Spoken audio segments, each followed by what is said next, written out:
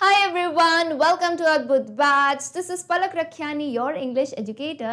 Dear class 10 students, उम्मीद करती हूँ सब बहुत ही बढ़िया होंगे, मज़े में होंगे एंड रेडी हैं आज के इस क्लास के लिए जिसमें हम डिस्कस करेंगे हमारी बुक फर्स्ट फ्लाइट का जो नेक्स्ट चैप्टर है that is Nelson Mandela long walk to freedom का explanation. Now as the name suggest Nelson Mandela, उम्मीद करती हूँ आपने कभी ना कभी इनकी पिक्चर देखी होगी, इनका नाम सुना होगा.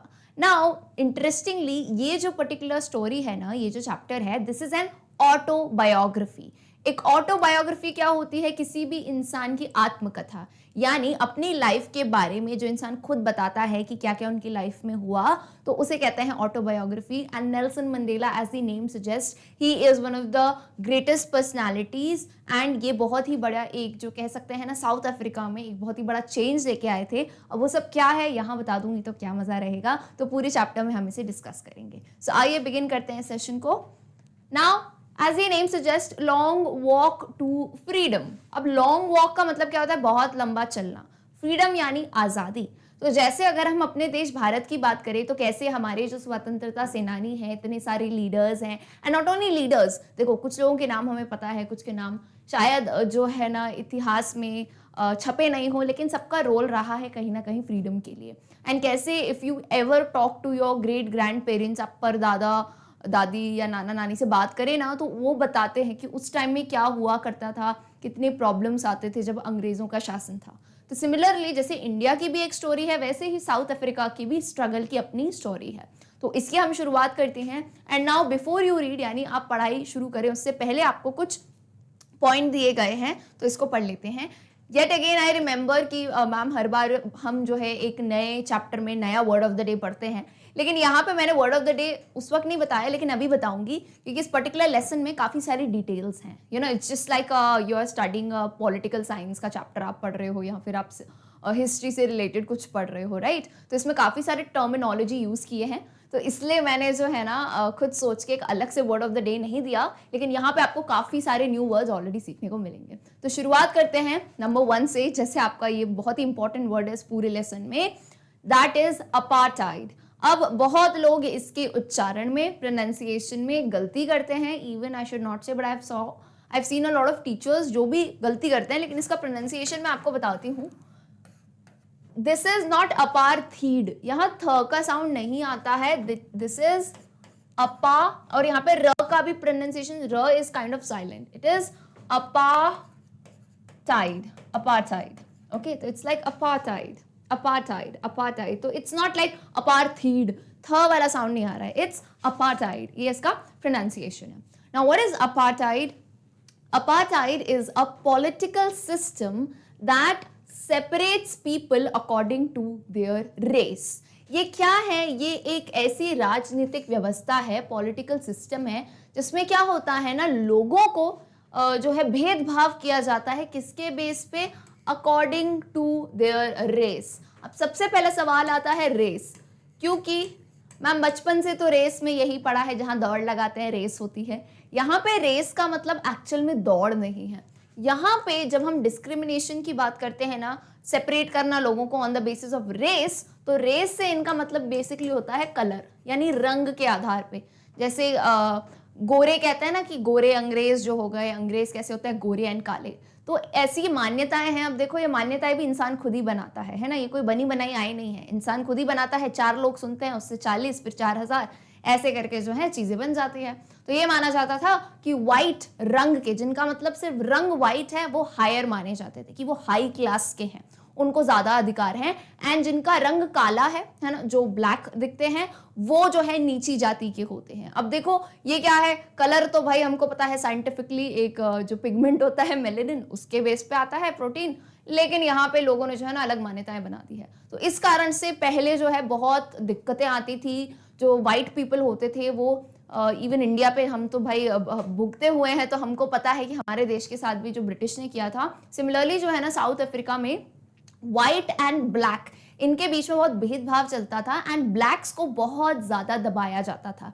इवन लाइक हमें पहले आजादी मिल गई, साउथ अफ्रीका को सबसे बाद में आजादी मिली है. तो आपको यही क्वेश्चन यहाँ पूछा गया है, कैन यू से which of the 3 countries named below had such a political system until very recently. यानी आपको 3 कंट्रीज के नाम दिए हैं, USA, United states of America, south Africa और ऑस्ट्रेलिया। आपसे पूछते हैं क्या आप बता सकते हो इनमें से ऐसे कौन सी कंट्री है जिसमें जो है अभी तक वेरी रिसेंटली का मतलब क्या होता है, अभी तक, बहुत ही लाइक रिसेंटली, हाल ही में ही जो है ना यहाँ पे अपार्टाइड सिस्टम था, है ना, वो तो बंद हो गया है लेकिन रिसेंटली था। अपार्टाइड क्या हुआ सिस्टम, जिसपे लोगों को रंग के आधार पे जो है उनको सेपरेट करते हैं, डिस्क्रिमिनेट करते हैं। सो अगेन क्लियर आंसर है, किसके बारे में पढ़ रहे हैं हम, साउथ अफ्रीका। और जैसे मैंने बताया गोरों और कालों का यहाँ जो भेदभाव चलता था, गोरे जो है जो ब्लैक पीपल हैं उनको बहुत ही ज़्यादा डिस्क्रिमिनेट करते थे, इक्वल राइट्स नहीं मिल पाते थे, लेकिन उनका जीना बहुत मुश्किल हो गया था। ओके, सो फटाफट से हम हिंदी में अनुवाद भी देखते हैं।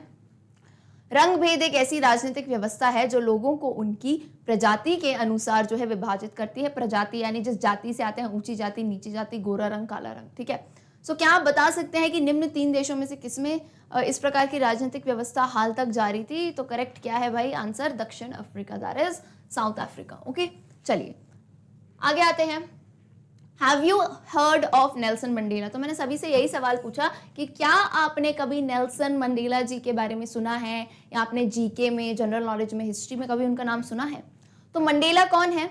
Mandela and his African national Congress, जिसे ANC कहा जाता है, जैसे इंडिया की थी इंडियन नेशनल कांग्रेस, वैसे ही अफ्रीका की थी अफ्रीकन नेशनल कांग्रेस, जैसे अफ्रीकी राष्ट्रीय कांग्रेस।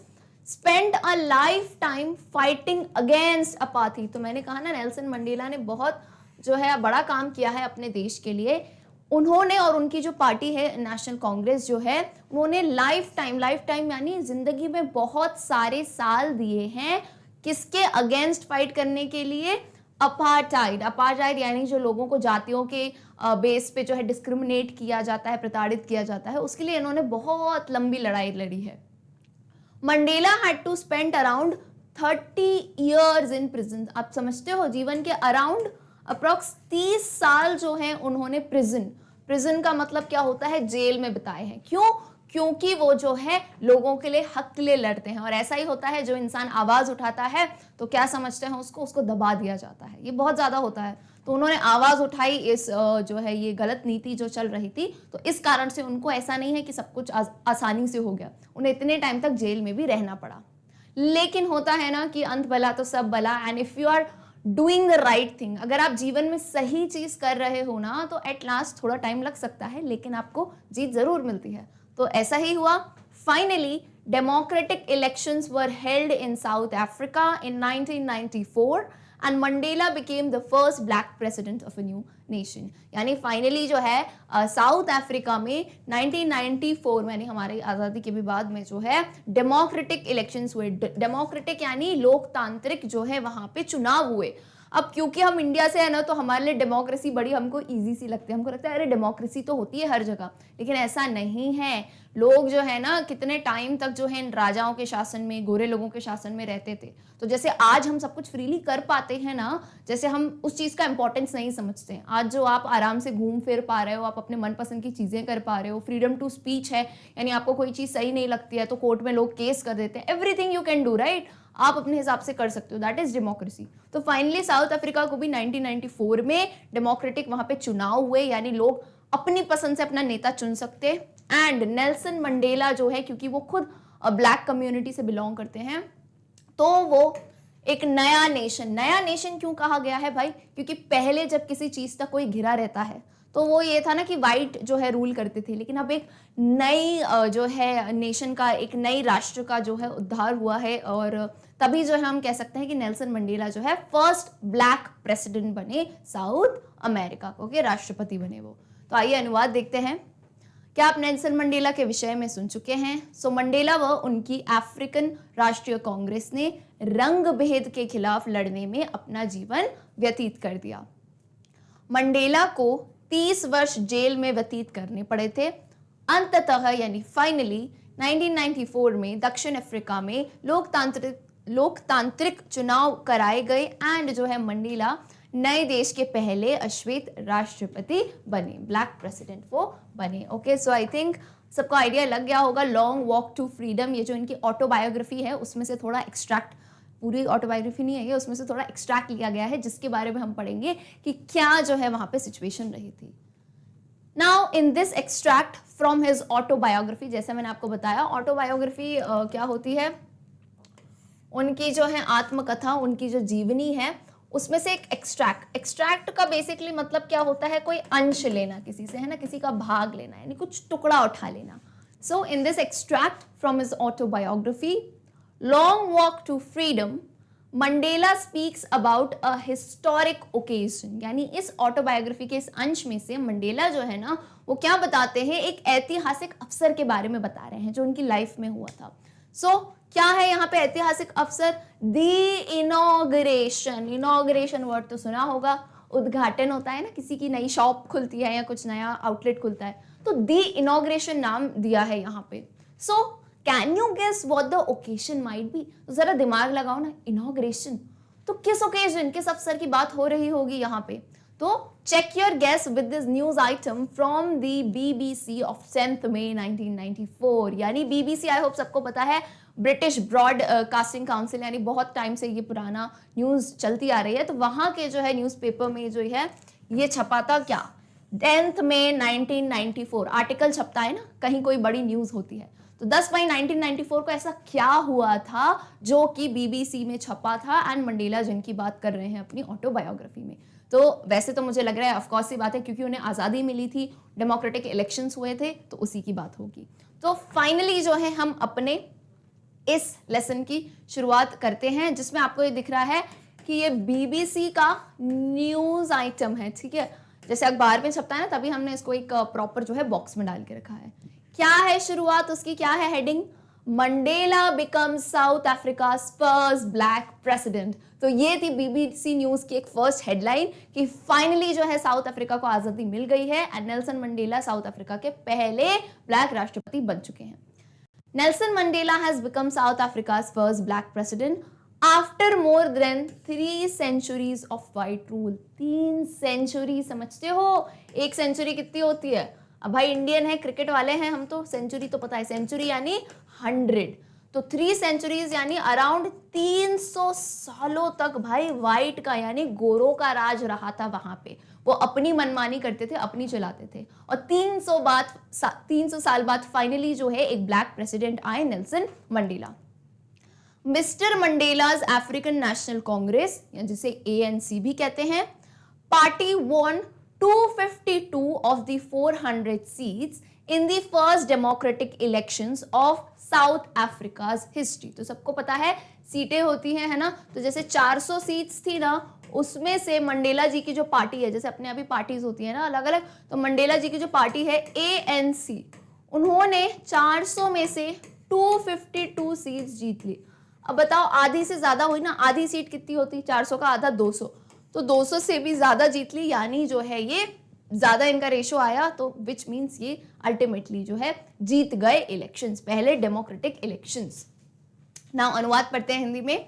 मंडेला दक्षिण अफ्रीका के पहले अश्वेत राष्ट्रपति बने, 3 शताब्दियों के श्वेत शासन के उपरांत नेल्सन मंडेला दक्षिण अफ्रीका के पहले अश्वेत जो है राष्ट्रपति बने। अश्वेत आई होप समझ हो गया, ब्लैक राष्ट्रपति। श्रीमान मंडेला की अफ्रीकन राष्ट्रीय कांग्रेस दैट इज ANC जो है, इस पार्टी ने दक्षिण अफ्रीका के इतिहास के प्रथम लोकतांत्रिक चुनावों में 400 में से जो है कितनी सीटें जीती, अराउंड 252 सीट उन्होंने जीत ली। Moving on, the inauguration ceremony took place in the Union Buildings Amphitheatre in Pretoria today, attended by politicians and dignitaries from more than 140 countries around the world. Never, never again will this beautiful land experience the oppression of one by another, said Nelson Mandela in his address. तो आइए समझते हैं, inauguration जो उद्घाटन समारोह था वो कहाँ पे हुआ था, प्रेटोरिया के यूनियन बिल्डिंग्स के एम्फी थिएटर में। नाउ पहली बात तो प्रेटोरिया समझना है, Pretoria is basically the capital of South Africa. South Africa capital है प्रेटोरिया। यूनियन बिल्डिंग, यूनियन की जो बिल्डिंग्स होती है ना, वहां के एम्फी थिएटर में ना, what is an amphi theatre, आप लोग कभी स्टेडियम गए हो या कभी टीवी में स्टेडियम वगैरह देखा है, तो कैसा होता है ना, बीच में एक प्लेस होता है एंड आसपास चारों ओर जो है ऐसे ऐसे ऐसे यानी यूं यूं करके स्टेयर्स में जो है ना ऊपर ऊपर ऑडियंस बैठी रहती है। तो एम्फी थिएटर बेसिकली एक टाइप का ये रंग मंडल गोल जैसा होता है ना, पूरा गोलाकार का एक रंग मंडल होता है। तो वहां के एम्फी थिएटर में जो है इनकी इनॉग्रेशन सेरेमनी हुई थी, attended by politicians and dignitaries, यानी बहुत ही बड़े राजनीति के जो लीडर्स हैं उनके द्वारा, और जितने भी अतिथि हैं बाकी सब लोग आए थे अटेंड करने के लिए, राइट। कितने थे? फ्रॉम मोर देन 140 कंट्रीज, यानी 140 कंट्रीज अराउंड द वर्ल्ड। वहाँ के जो फेमस पॉलिटिकल लीडर्स हैं वो सब आए थे अटेंड करने के लिए। एंड यहाँ पे नेल्सन मंडेला अपने एड्रेस का मतलब क्या होता है यहाँ पे? संबोधन करना, यानी अपनी जो स्पीच देते हैं ना वो, उसमें वो क्या लाइन कहते हैं? never again will this beautiful land experience the oppression of one by another। यानी कहते हैं हमारा ये जो लैंड है, यानी हमारी साउथ अफ्रीका की ये जो धरती है, आज इस दिन के बाद कभी भी एक दूसरी जो है जाति के द्वारा या दूसरे जो है लोगों के द्वारा कभी भी जो है उत्पीड़ित नहीं होगा। यानी कोई भी जो है डिस्क्रिमिनेशन नहीं करेगा रंग के भेद पे, जाति के भेद पे। यानी आज से जो है हमारी कंट्री कैसी हो जाएगी? इक्वालिटी शो करेंगे हम, राइट। कोई ऊंचा नहीं, कोई नीचा नहीं, वी ऑल आर वन, ये कहते हैं नेल्सन मंडेला अपनी स्पीच में। तो आइए अनुवाद देखते हैं। शपथ ग्रहण समारोह आज प्रिटोरिया में यूनियन बिल्डिंग के गोलाकार रंग मंडल में आयोजित हुआ, जिसमें विश्व के 140 से भी अधिक देशों के राजनीतिज्ञों व गणमान्य अतिथियों ने भाग लिया। कभी नहीं, यह सुंदर भूमि फिर कभी एक का दूसरे के द्वारा उत्पीड़न की अनुभूति नहीं करेगी। ओके, सो ये कहा था उन्होंने अपने संबोधन यानी स्पीच में। नेक्स्ट, अब मैं आपको बताती हूँ, जैसे वो जो पूरा स्पीच थी, वो जो पूरी बातें थी ना, वो बहुत ही ये जो पूरा एक्सट्रैक्ट था ये काफ़ी लंबा था, लेकिन आपको जो है उसके बीच की लाइंस हटा के ये जो 3 डॉट है ना, ये बताते हैं कि वो बीच का पार्ट इतना ज़्यादा जो है जानने जैसा नहीं था, मतलब नॉर्मल जैसे स्पीच देते हैं वो था। तो उसे डॉट डॉट से बताया कि बीच में और भी कुछ शब्द कहे गए, एंड देन फिर बिगिन करते हैं आगे के पैराग्राफ को। Jubilant scenes on the streets of Pretoria followed by the ceremony with blacks, whites and coloreds celebrating together. More than 1 lakh South African men, women and children of all races sang and danced with joy. So jubilant का basically मतलब क्या होता है यहाँ पे? ये again आपके लिए एक नया वर्ड है, उल्लासित। उल्लासित का मतलब क्या होता है भाई? कि आप जो है बहुत ही ज़्यादा खुश हैं, बहुत ही ज़्यादा हैप्पी हैं, आनंदमय हैं। तो जुबिलेंट सीन्स यानी बहुत ही खुशी भरे, है ना, आनंदमय जो सीन्स से आपको कहाँ देखने को मिल रहे थे? प्रिटोरिया की सड़कों पे। यार जाहिर सी बात है, आज़ादी मिली है उन्हें, इक्वल राइट्स मिले हैं, यानी वो सबकी तरह जी सकते थे। तो बेसिकली बहुत ही ज़्यादा हैप्पी टाइम था उनके लिए, तो सब बहुत खुश हो रहे थे, सेरेमनीज चल रही थी। एंड कौन थे वहाँ? सब थे, ब्लैक, वाइट्स, कलर्ड यानी किसी भी रंग के लोग, यानी हल्के भूरे रंग के लोग, हमारे जैसे दिखने वाले लोग, ऑल टाइप ऑफ पीपल सब प्रेजेंट थे वहाँ पे उस सेरेमनी में। और 1 लाख से ज्यादा साउथ अफ्रीका के मेन, वुमेन, जो पुरुष, महिलाएं, बच्चे सब जो है, और हर रेस के, ऐसा नहीं है सिर्फ गोरे होंगे वहां पे, हर रेस के लोग जो हैं आपस में मस्त जो है गाना गा रहे थे, डांस कर रहे थे। क्योंकि सिंगिंग एंड डांसिंग क्या होता है? एक तरीका होता है कि इंसान अपनी खुशी को व्यक्त करे। समारोह के बाद प्रिटोरिया की सड़कों पर हर्षोल्लास के दृश्य थे, जिसमें काले, श्वेत और भिन्न रंगों के जो है लोग साथ साथ आनंदोत्सव मना रहे थे। 1 लाख से भी अधिक दक्षिण अफ्रीकी पुरुषों, महिलाओं व बच्चों ने प्रसन्नता से गीत गाए व नृत्य किए। ओके, चलिए 10th में, यहां से शुरू होती है बात। 10th में dawned bright and clear.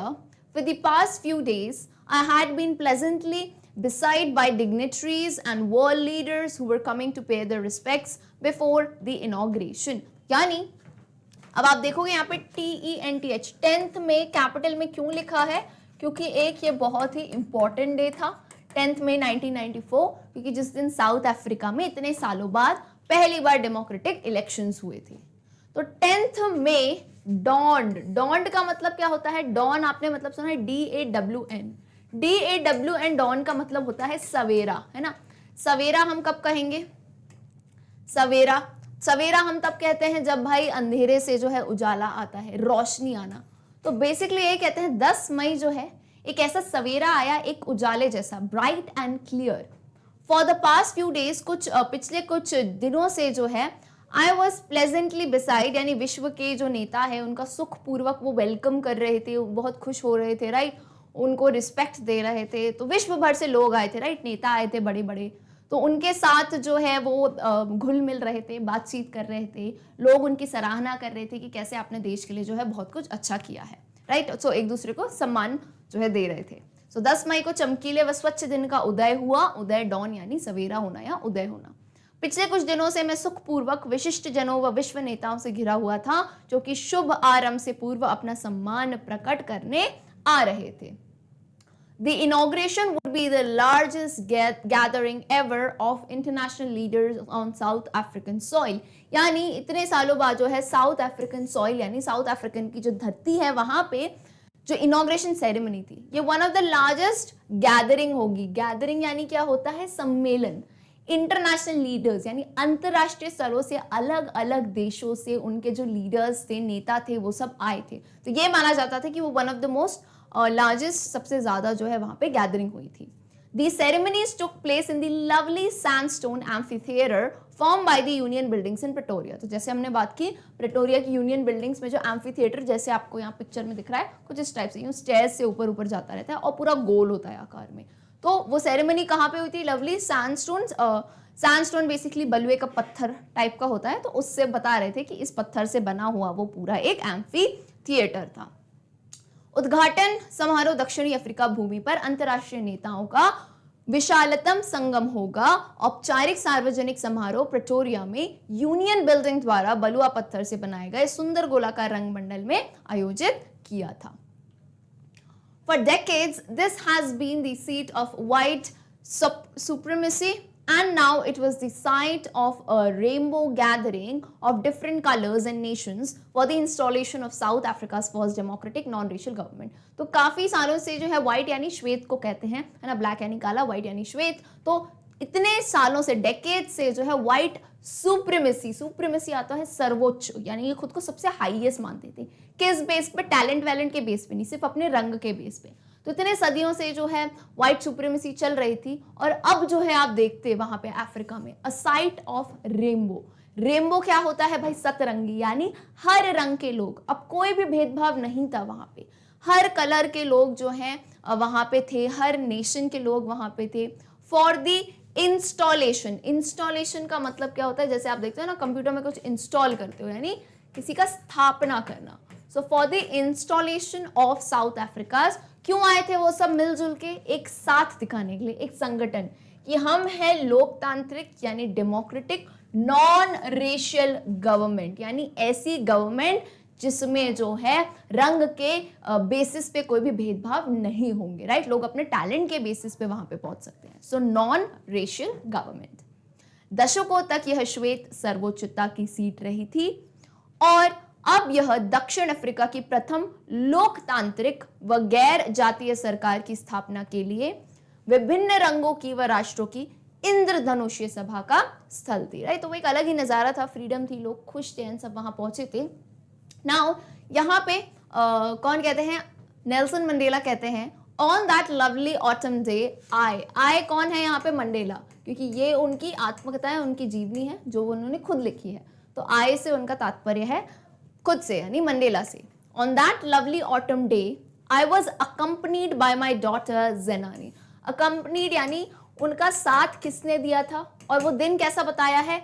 बहुत ही सुहावना दिन था, जैसे एक ऑटम का दिन है ना। पतझड़ के टाइम में क्या होता है, जो है पेड़ के पत्ते मस्त येलोइश कलर के हो जाते हैं, पीले पीले, और एक बहुत ही बढ़िया सा मौसम होता है। तो वो ऐसे दर्शाते हैं उस दिन को कि जैसे नहीं, बहुत ही शुभ सा दिन हो, ऑटम का डे था। एंड मेरे साथ मुझे अकम्पनी किसने किया था? माई डॉटर यानी मेरी बेटी जेनानी ने। On the podium mister de Klerk was first sworn in as second deputy president. Then Thabo Mbeki was sworn in as first deputy president। यानी क्या हुआ कि जो है आपको बताया जा रहा है कि वो बताते हैं कि अभी क्या चल रहा है, वो नज़ारे बता रहे हैं कि ऑन दी पोडियम यानी जो मंच होता है वहाँ पे, पोडियम पे आपको पता है ना, ऐसा पोडियम टाइप का रहता है, तो वहाँ खड़े होके ऐसे माइक लगा रहता है, स्पीच देते हैं। तो पोडियम पे पहले जो है कौन गए? मिस्टर डी क्लर्क को पहले बुलाया गया कि आप स्वर्ण करें। स्वर्ण का मतलब क्या होता है? शपथ लेना। आपने भी देखा होगा इंडिया के भी जब प्रधानमंत्री या राष्ट्रपति बनते हैं तो वो शपथ लेते हैं, स्वर्ण कहते हैं उसे। तो पहले मिस्टर डी क्लर्क को बुलाया गया एज सेकंड डेप्यूटी प्रेसिडेंट, है ना, द्वितीय उपराष्ट्रपति थे वो, उनको बुलाया गया। फिर किसको बुलाया? थाबो म्बेकी। थाबो म्बेकी को बुलाया कि आप शपथ लीजिए, क्योंकि वो क्या बने थे? फर्स्ट डेप्यूटी प्रेसिडेंट यानी प्रथम उपराष्ट्रपति थे। तो वो बता रहे हैं कि मैं यहाँ बैठा हुआ हूँ और वो दोनों जो है अपनी शपथ ले रहे हैं। सो आइए हिंदी अनुवाद देखते हैं। पतझड़ के उस सुहावने दिन मेरी पुत्री जनानी मेरे साथ थी। मंच पर पहले श्रीमान डी क्लार्क को द्वितीय उपराष्ट्रपति की शपथ दिलाई गई। फिर थाबो म्बेकी यानी थाबो म्बेकी को प्रथम उपराष्ट्रपति की शपथ दिलाई गई। When it was my turn, फिर वो कहते हैं अब जब मेरी बारी आई, फाइनली नेल्सन मंडेला की बारी आई कि वो शपथ लेने जाए। अब जरूर सी बात है कि उनके अंदर कितना जज्बा होगा, कितने इमोशनल होंगे वो, साथ ही साथ एक बहुत बड़ी रिस्पॉन्सिबिलिटी है कि आगे आपको अपने पूरे देश को चलाना है। तो वो कहते हैं When it was my turn, I pledged to obey and uphold the Constitution and to devote myself to the well-being of the Republic and its people। तो वो कहते हैं जब मेरी बारी आई तो मैंने जो है क्या प्लेज लिया? उन्होंने जो है प्लेज लिया। प्लेज लेना क्या होता है? उन्होंने क्या शपथ ली, है ना? प्लेज और स्वॉन एक ही है, यानी शपथ लेना। क्या शपथ ली? To obey. ओबे का मतलब क्या होता है? पालना, है ना? किसी चीज का पालन करना। And uphold. अपहोल्ड का मतलब क्या होता है? किसी चीज को पालन करो एंड उसे जो है बनाए रखो। अरे भाई पालन किया तो ऐसा थोड़ी ना एक दिन पालन करो, उसका पालन करो, उसे अग्री करो रूल्स को एंड उसे बनाए रखो। तो यहाँ पे मंडेला जी कहते हैं मैंने शपथ ली कि मैं जो है हमारा जो कॉन्स्टिट्यूशन है, ठीक है, हमारे जो कॉन्स्टिट्यूशन है, हमारे जो संविधान है, उसका जो है मैं अपने आप को पूरी तरह से उस पर फॉलो करूंगा, पालन करूंगा और उसे बनाए रखूंगा, खुद भी पालन करूंगा एंड पूरी कंट्री जो है उसको ओबे करेगी, हमारा जो संविधान है। And devote my self. Devote यानी मैं समर्पित कर दूंगा पूरी तरह से जो है हमारे रिपब्लिक यानी हमारे गणराज्य के लिए और इसके लोगों के लिए, यानी मेरी जो पूरी जनता है इनके लिए मैं अपना पूरा जीवन समर्पित करता हूं। मुझे जो करना पड़े, जितना भी उनके बेनिफिट के लिए हो, हमारी कंट्री के बेनिफिट के लिए हो, मैं वही सब करूंगा। Now to the assembled guests and the watching world I said. कहते हैं जो असेंबल्ड का मतलब क्या होता है? जो एकत्रित, यानी देश विदेश से जो इतने सारे मेहमान आए हैं, क्योंकि अब उन्होंने जो है अपने लोगों के लिए तो कह दिया, बट एक रिस्पेक्ट होता है ना कि दूसरे देशों से लोग आए हैं तो हम उनको संबोधित करके भी कुछ कहें। तो वो कहते हैं जो एकत्रित मेहमान हैं और पूरी जो दुनिया देख रही है, एंड द वॉचिंग वर्ल्ड, यानी रिकॉर्डिंग वगैरह होती थी ना उस टाइम में जब, तो कहते जो पूरी दुनिया देख रही है। आई सेड, मैं कहता हूँ, today all of us do by our presence here confer glory and hope to newborn liberty। यानी कहते हैं आज all of us do by presence है, यानी आज जो है हम सब अपनी जो यहाँ पे अवश्य आपने जो अपनी उपस्थिति दी है, आपकी प्रेजेंस में, बोलते हैं ना आपकी साक्षी में जो है हम क्या कॉन्फर करते हैं। कॉन्फर का मतलब होता है बेसिकली किसी को कुछ देना, है ना, किसी को कुछ प्रदान करना। कॉन्फर यानी कुछ प्रदान करना। तो हम क्या प्रदान करते हैं यहाँ पे? Glory and hope to new born liberty. अब ग्लोरी और होप ये दोनों वर्ड्स पॉजिटिव वर्ड्स हैं, यानी एक नई शुरुआत, एक नई, बोलते हैं ना, नई किरण, नई उम्मीद की किरण, एक नई जो है हम कह सकते हैं आशा प्रदान कर रहे हैं, एक नई गरिमा। किसके लिए? New born liberty. New born यानी नवजात, न्यू बॉर्न नवजात स्वतंत्रता। लिबर्टी यानी ये जो इतने टाइम से भेदभाव होता आ रहा है अब वो नहीं रहेगा। इतने टाइम से जो व्हाइट का रूल था, अब उनकी वजह किन का रूल रहेगा? इक्वालिटी का। भेदभाव नहीं करेंगे हम। अब ऐसा नहीं था उन्होंने कहा कि ब्लैक रूल करेंगे, ही सेड नहीं, इक्वालिटी रहेगी। लोग अपने टैलेंट के बेस पे जो है आगे बढ़ पाएंगे, राइट। सो क्या कहते हैं? Confer glory and hope to new born liberty. तो आइए हिंदी में अनुवाद देखते हैं। जब मेरी बारी थी तो मैंने संविधान के पालन करने की व इसे बनाए रखने की तथा गणराज्य व इसके लोगों के कल्याण के लिए स्वयं को समर्पित करने की शपथ ली। एकत्रित मेहमानों व देख रहे विश्व को मैंने कहा, आज हम सभी अवश्य ही यहाँ अपनी उपस्थिति से इस नवजात स्वतंत्रता को गरिमा व आशा प्रदान करते हैं। Next he says, out of the experience of an extraordinary human disaster that lasted too long must be born a society of which all humanity will be proud. We, who were outlaws not so long ago, have today been given the rare privilege to be host to the nations of the world on our own soil. अब इसका मतलब क्या है बताती हूँ। देखो, out of the experience, experience का मतलब क्या था? अनुभव। तो क्योंकि उन्होंने क्या चीज अनुभव की है, एक extra ordinary human disaster. Extra ordinary का मतलब क्या होता है, असाधारण, ठीक है।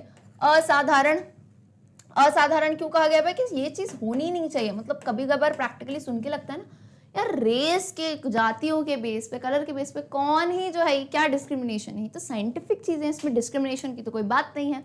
लेकिन तभी यहाँ कहा गया कि असाधारण ह्यूमन, ह्यूमन यानी मानवीय महाविपत्ति, डिजास्टर।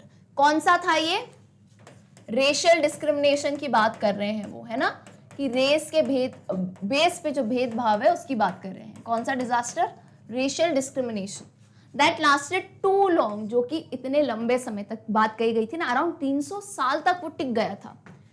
इससे जो है must be born a society, क्योंकि हमने ऑलरेडी, देखो जिस चीज का आप अनुभव करते हो, क्या आपको पता है आप उस चीज को वापस करोगे अगर आपको अच्छी नहीं लगी। अब जैसे मान लो यहाँ पे जो है आप कभी भी किचन में गए हो, राइट, तो पानी उबल रहा है, पानी गर्म हो रहा है, तुम कभी भी उस उबलते हुए पानी को हाथ लगाओगे तो हाथ गर्म लगेगा कि नहीं, बहुत तेज लगेगा।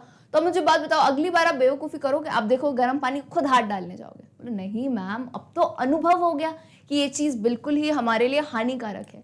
तो यहाँ सेम मंडेला जी कहते हैं, आउट ऑफ द एक्सपीरियंस, यानी हमें इस ह्यूमन डिजास्टर का ऑलरेडी अनुभव किया है, तो हम कैसे उस चीज़ को फिर से किसी और के साथ कर सकते हैं ना, जो चीज़ हमें अच्छी नहीं लगती है हम किसी और के साथ क्यों करें।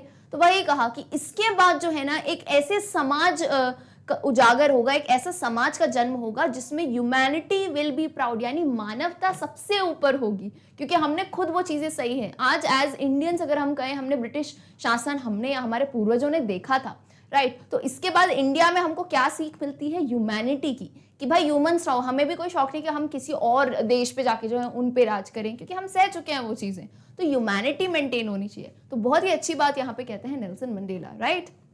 फिर कहते हैं, we who were outlaws not so long ago have today been given the rare privilege, जो है किसके लिए, to be host to the nations of the world on our own soil।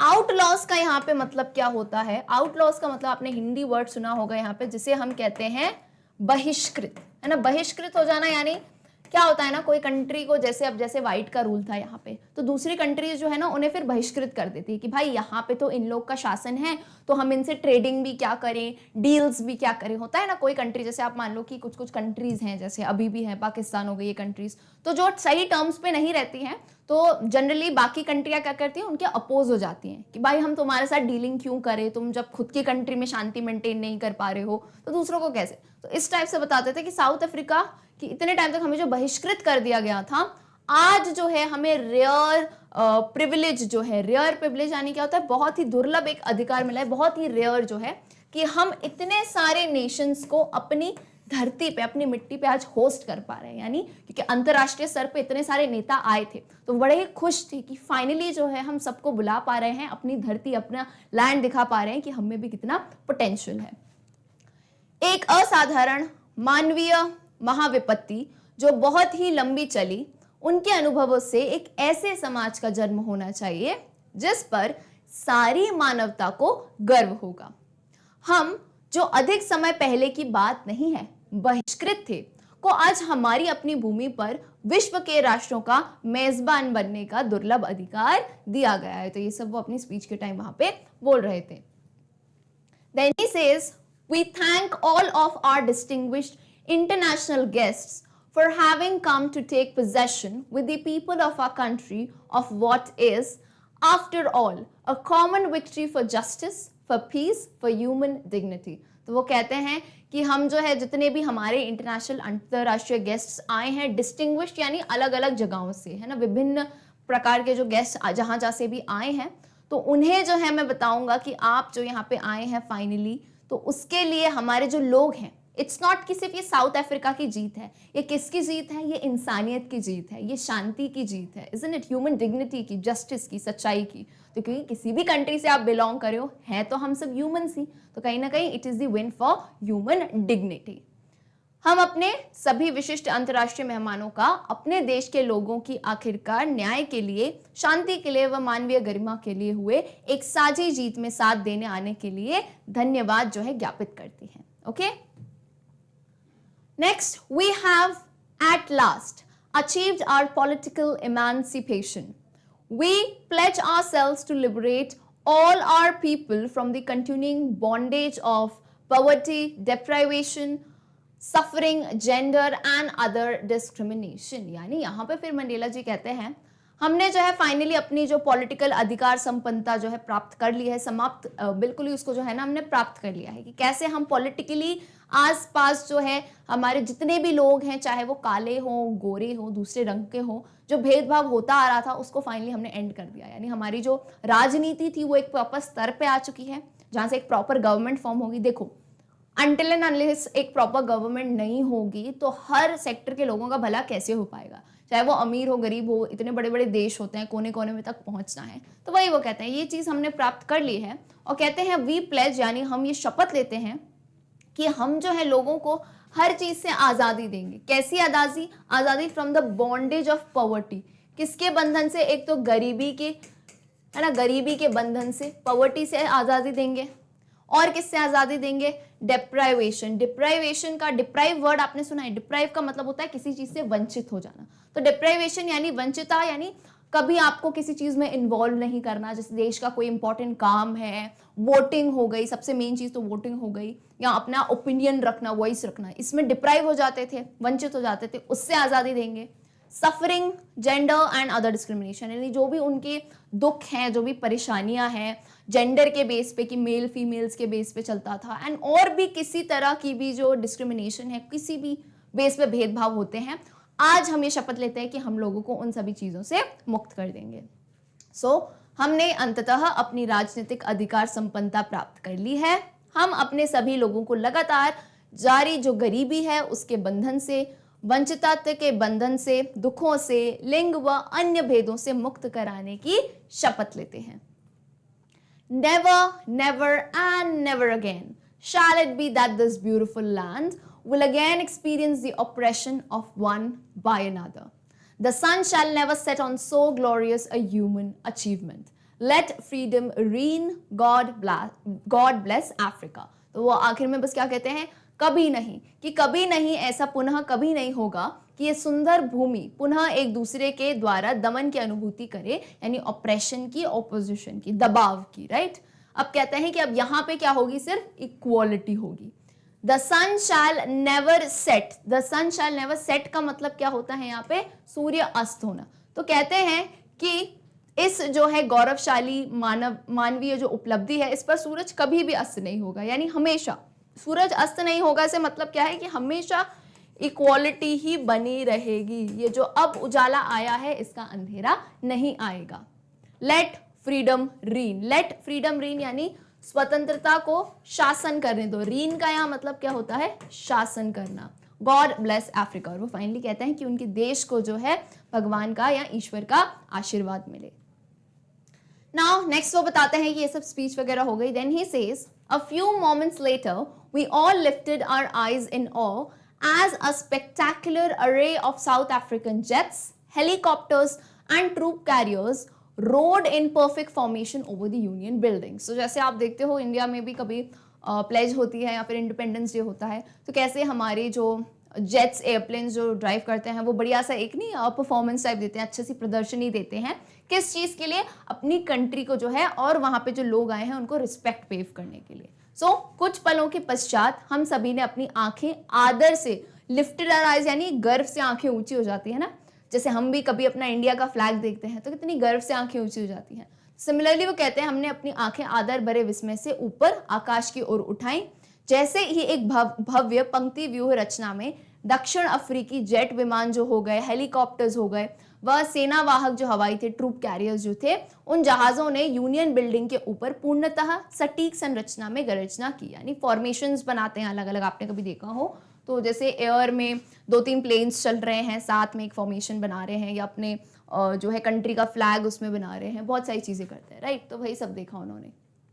Now he says it was not only a display of pinpoint precision and military force, but a demonstration of the military's loyalty to democracy, to a new government that had been freely and fairly elected. तो मैं आपको एक बात बताती हूँ, किसी भी country, किसी भी देश की वन ऑफ द स्ट्रॉन्गेस्ट चीज हम क्या कहते हैं, गवर्नमेंट तो होती है, लेकिन उससे भी ज्यादा हम क्या मानते हैं, मिलिट्री होती है। देखो मिलिट्री के जो लोग होते हैं ना, they are trained very well. Military कितनी इंपॉर्टेंट है, आज भी अगर हम कहते हैं हम यहाँ आराम से बैठ रहे हैं, पढ़ रहे हैं, क्यों? बिकॉज सेना पे जो बॉर्डर पे जो है हमारी सेना तैनात है, तो सेना में इतनी पावर होती है। सो यहाँ पे मंडेला कहते हैं ये जो प्रदर्शन है ना, ये सिर्फ अपना कला नहीं दिखा रहे हैं कि वाह हमको एयरप्लेन चलाना आता है या हम ऐसे कर सकते हैं। ये किसका प्रदर्शन है, ये बताना चाहते हैं कि मिलिट्री जो है, अब हमारी जो आर्मी है, वो ये जो लोकतंत्र है, इसके लिए हम बिल्कुल ही लॉयल है ना, बिल्कुल ही लॉयल है। जो चुनी गई है इसका हम पालन करेंगे, राइट। जैसा सरकार चलाएगी उस हिसाब से मिलिट्री आपको फुल सपोर्ट देगी। एंड अगर देखो गवर्नमेंट और मिलिट्री की बॉन्ड और उनके बीच में पैक्ट स्ट्रांग होता है ना, तो कंट्री बहुत स्ट्रांग होती है। जैसे हम इंडिया की बात करें तो इंडिया का सबसे बड़ा बेनिफिट यही है, राइट। हमारी गवर्नमेंट डेमोक्रेटिक है, तो डेमोक्रेसी के कारण हमारी मिलिट्री भी काफी स्ट्रांग है, इज़न्ट इट। तो वही कहते हैं कि ये जो मिलिट्री है इसे प्रदर्शन नहीं है, वो ये बताना चाहती है कि हम निष्पक्ष रूप से बिल्कुल ही लॉयल हैं लोकतंत्र के लिए, और एक ऐसी गवर्नमेंट जो फ्री हो चुकी है, फेयरली इलेक्टेड है, तो हम भी जो है इसको पूरी तरह से एक्सेप्ट करते हैं। सो यह केवल सटीक परिशुद्धता, पिन पॉइंट यानी क्या होता है, एकदम सटीक जो है ना, सटीक व सैन्य बल का ही एक प्रदर्शन नहीं था, अपित लोकतंत्र के प्रति एक नई सरकार जो स्वतंत्र व निष्पक्ष रूप से चुनी गई थी, उनके प्रति सेना की निष्ठा का प्रदर्शन था। यानी वो अपनी लॉयल्टी दिखा रहे थे गवर्नमेंट को।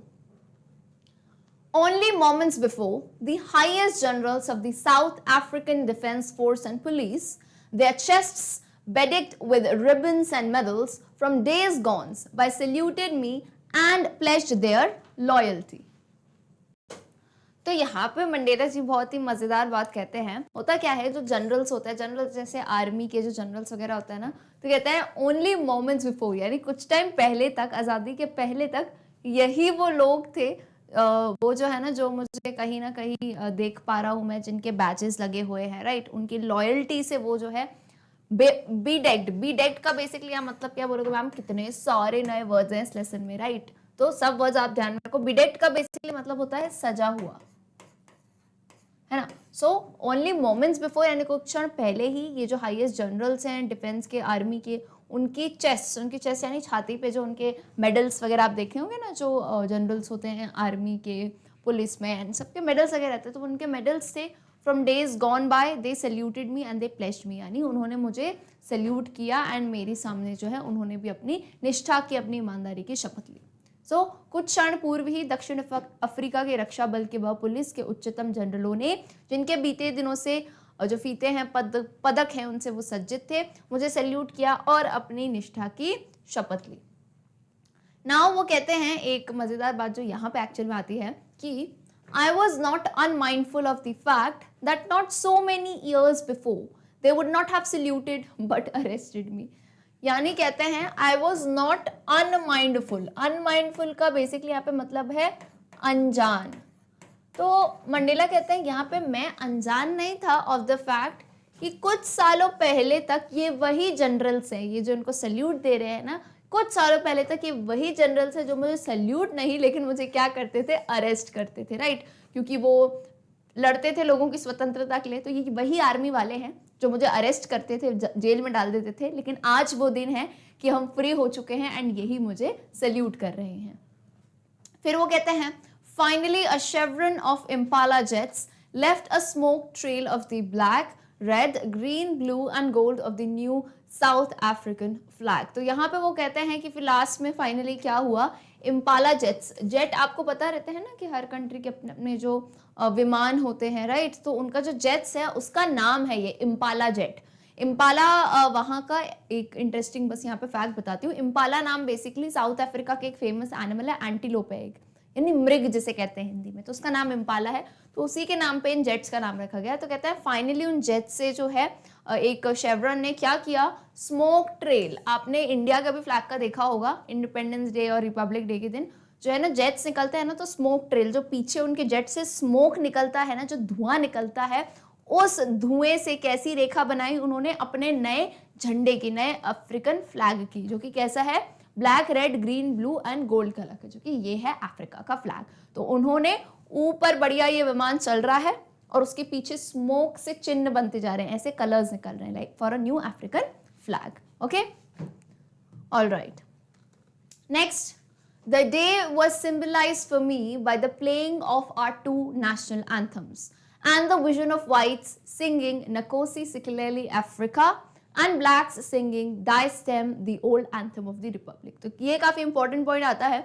वो कहते हैं कि वो दिन जो है ना मेरे लिए कैसे सिंबलाइज हुआ कि जब नेशनल एंथम, देखो राष्ट्रीय गान जो होता है किसी भी देश का, बहुत ही उनके लिए कहते हैं ना एक हार्ट फिल्ड, आपको बहुत ही एक अलग इमोशन होता है राष्ट्रीय गान. फॉर एग्जाम्पल इन इंडिया अगर आप अपना राष्ट्रीय गान सुनते हैं तो कितना एक अलग सी फीलिंग आती है, पूरा आपका जो है ना कंट्री लव, देश प्रेम आपका बहुत उजागर होता है, उससे एक मोटिवेशन मिलती है, प्रेरणा मिलती है.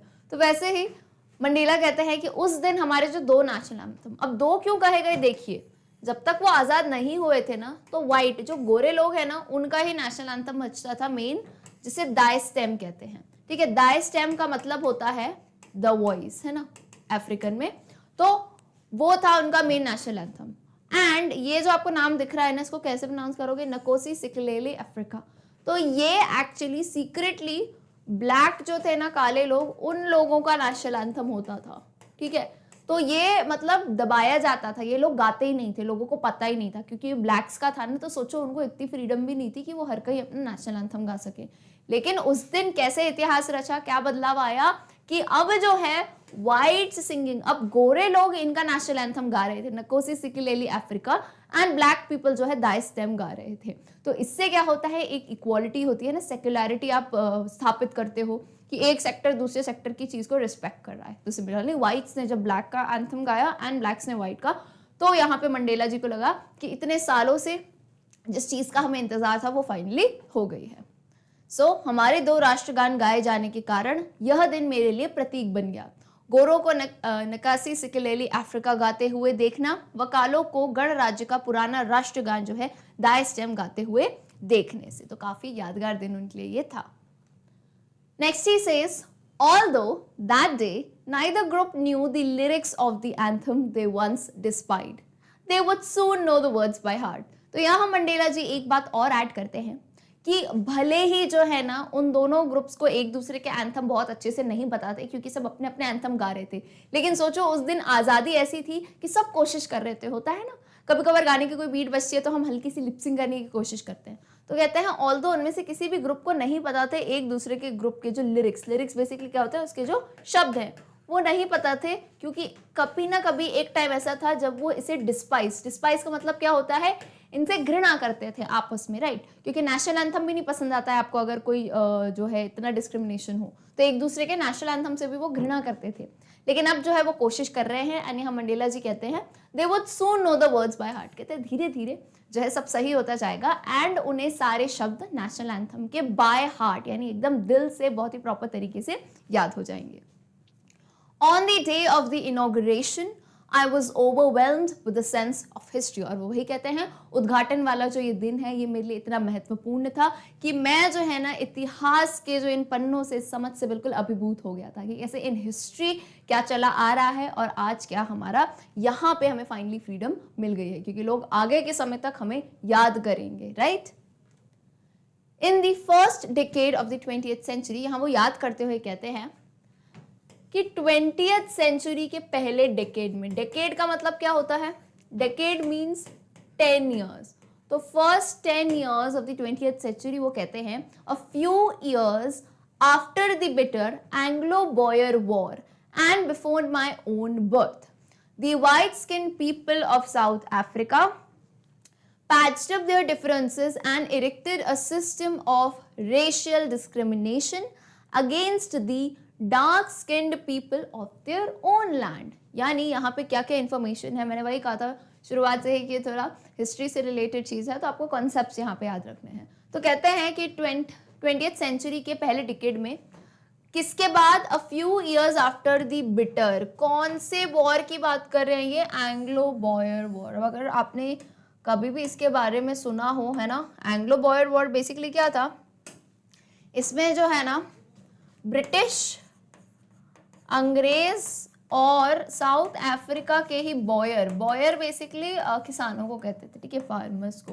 तो इनके बीच में जो भी वॉर चला था, जंग छिड़ी थी, फिर फाइनली क्या हुआ था कि ये वॉर तो खत्म हो गया, ठीक है, ये वॉर तो ओवर हो गया। लेकिन उसके बाद इतनी उल्टी चीज हो गई, कहते हैं बस मेरे जन्म से कुछ टाइम पहले ही हुआ क्या, साउथ अफ्रीका के खुद के ही जो व्हाइट स्किन के लोग हैं, मतलब बोलते नहीं अंग्रेज चलेगा और यहाँ बिगाड़ के चले गए, है कि नहीं।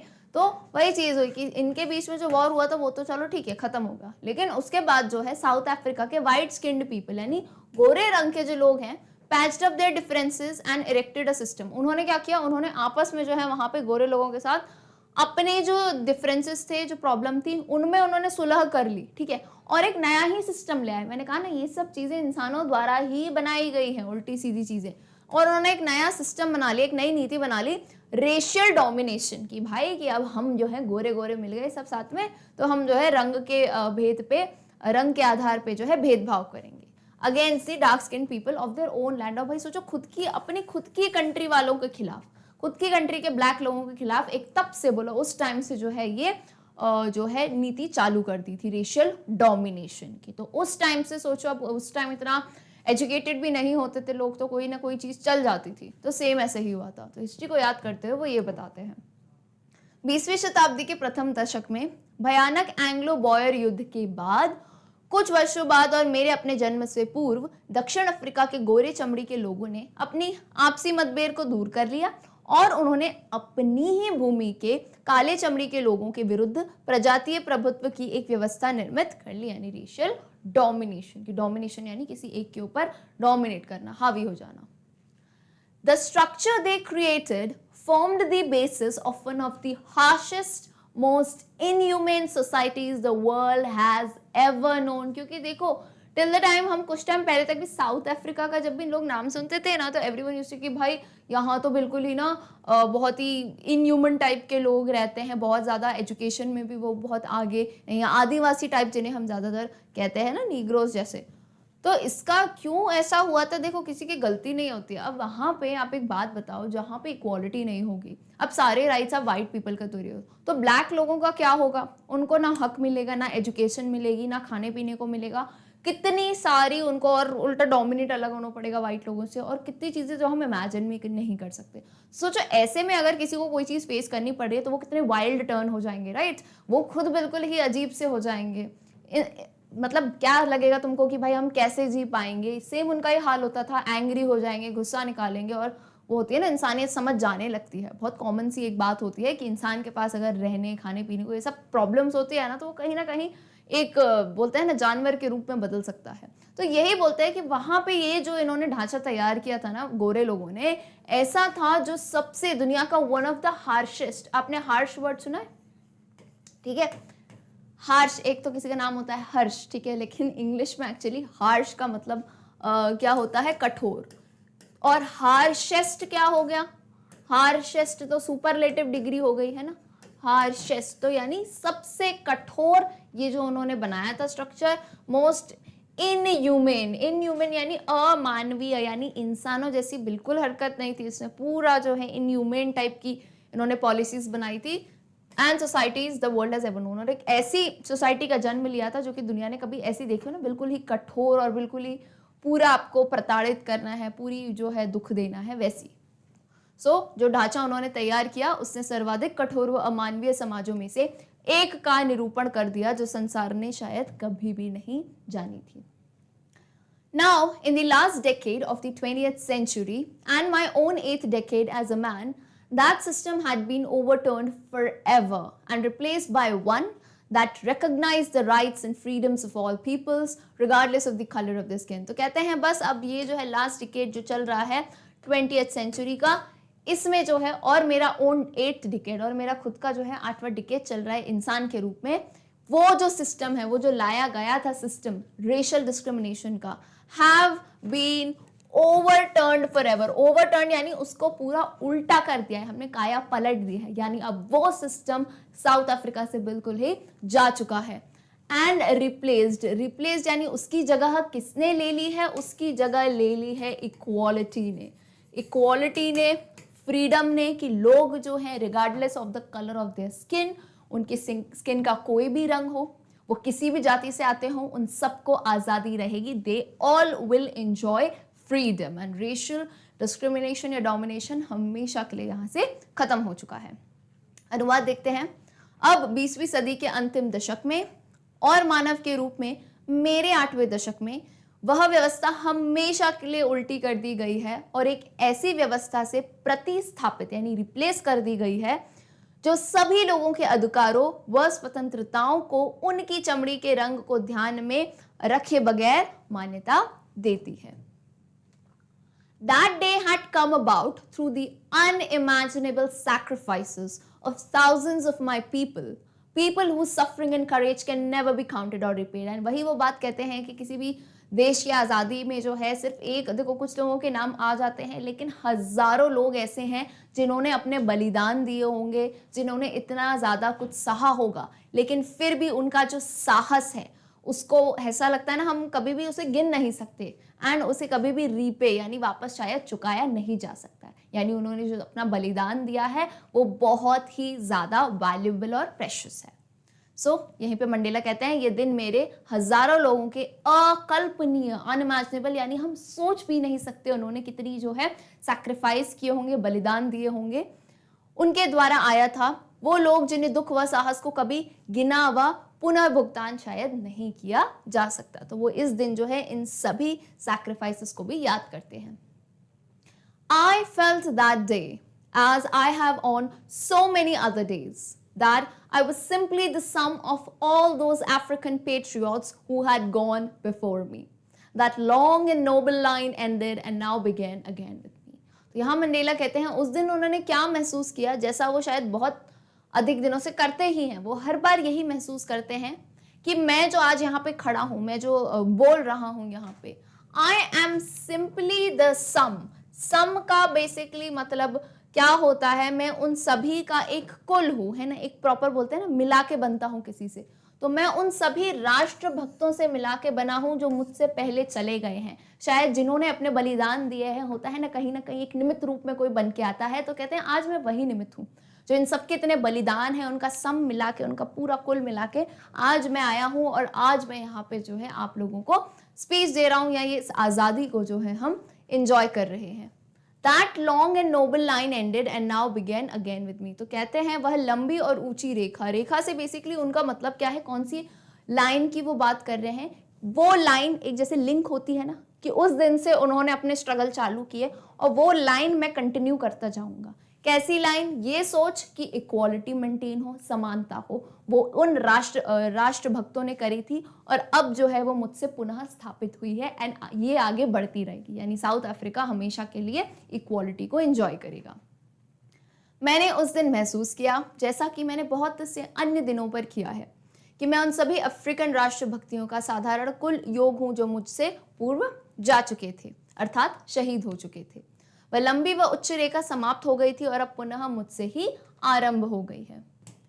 I was pained that I was not able to thank them and that they were not able to see what their sacrifices had wrought। तो वो कहते हैं कि I was pained यानी कहीं ना कहीं मुझे इस चीज़ का भाई बड़ा दुख हो रहा था, जो कि जाहिर सी बातें होना ही चाहिए, कि वो जितने शहीद लोग हैं उनका मैं धन्यवाद नहीं कर पाया हूँ and that they were not able to see what their sacrifices had wrought। And वो नहीं देख पाए कि उन्होंने इतने, क्योंकि देखो आप अगर कोई चीज़ करते हो ना तो आपका आखिर में बस यही एक रहता है कि शायद मैं जिंदा रहूं वो चीज़ को देखने के लिए, isn't it?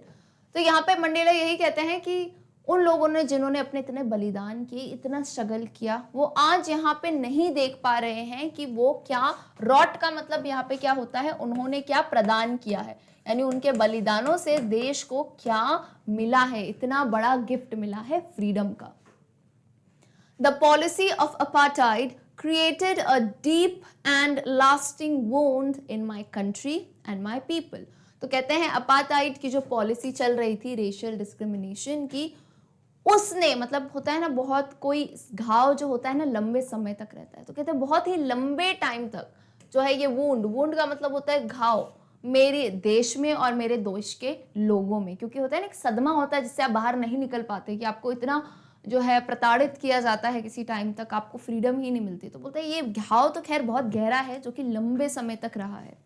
All of us will spend many years if not generations, recovering from that profound hurt. तो कहते हैं हम सभी को शायद काफ़ी साल, जनरेशंस तो नहीं कहें, आने वाली जनरेशन हम उम्मीद करते हैं हमारी अगली पीढ़ियां जो है ये नहीं महसूस कर पाएंगे, लेकिन एटलीस्ट हमें कुछ साल लग जाएंगे। होता है ना, घाव को भरने में, कोई भी चोट लगती है, कोई गहरी चोट होती है तो उसे ठीक होने में बहुत टाइम लगता है।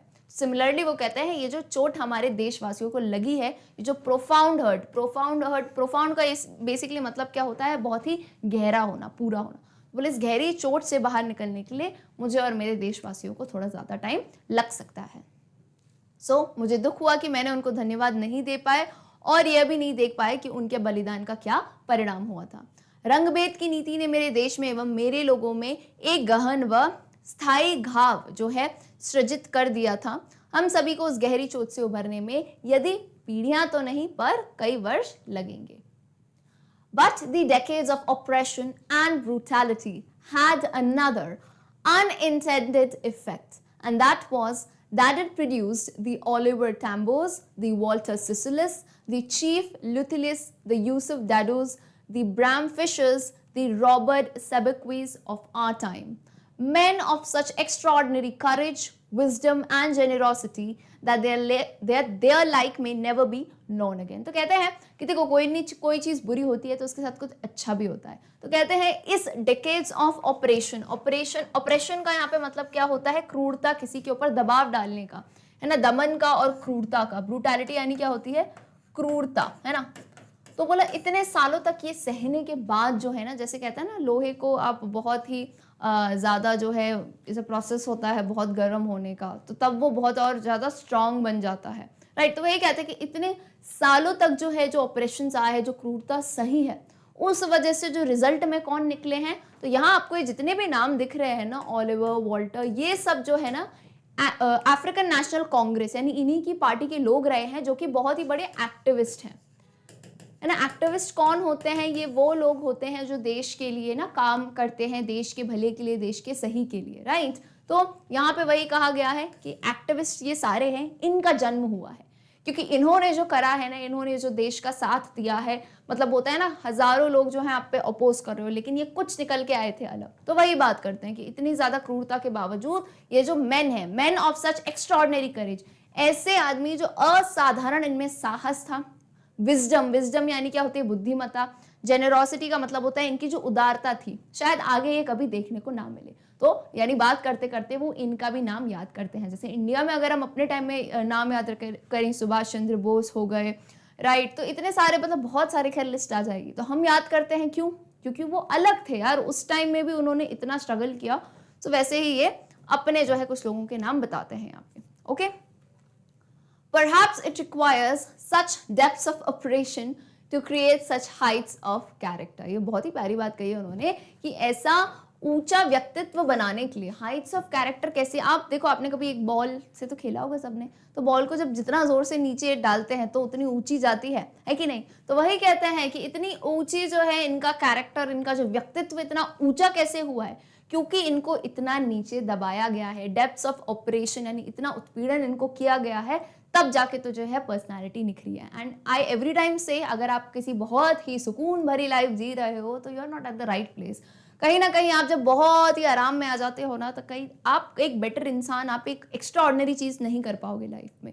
तो कभी भी आपकी भी लाइफ में, ये तो चलो बहुत बड़ी बात हो गई, कंट्री की प्रॉब्लम्स है, लेकिन आपकी भी लाइफ में कोई प्रॉब्लम्स आती है ना, तो उसमें परेशान मत हुआ करो कि भाई मेरे साथ ही क्यों हो रहा है ऐसा। Because if something is happening to you, यानी आपको अपना और करेज उस टाइम पे दिखाना है कि yes we can do something else, we can do something extraordinary. तो यहाँ पे यही बात करते हैं नेल्सन मंडेला।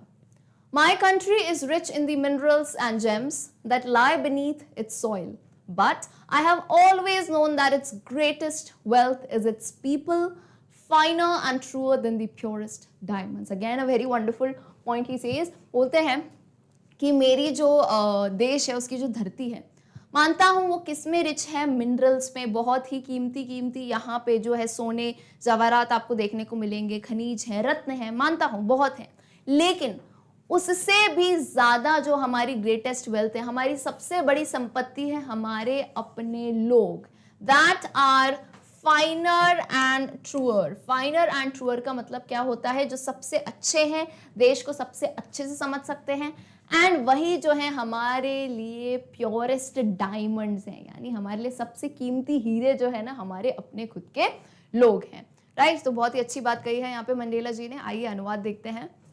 शायद इतने उच्च व्यक्तित्व पैदा करने के लिए उत्पीड़न की इतनी गहनता की आवश्यकता पड़ती है। मेरा राष्ट्र खनिजों व रत्नों में समृद्ध है जो कि इसकी मिट्टी के नीचे स्थित है, किंतु मैं हमेशा से जानता हूं कि इसके लोग इसकी उत्कृष्ट धन संपदा है जो परिशुद्ध हीरों से भी अधिक उत्कृष्ट और सच्चे हैं। It is from these comrades in the struggle that I learned the meaning of courage.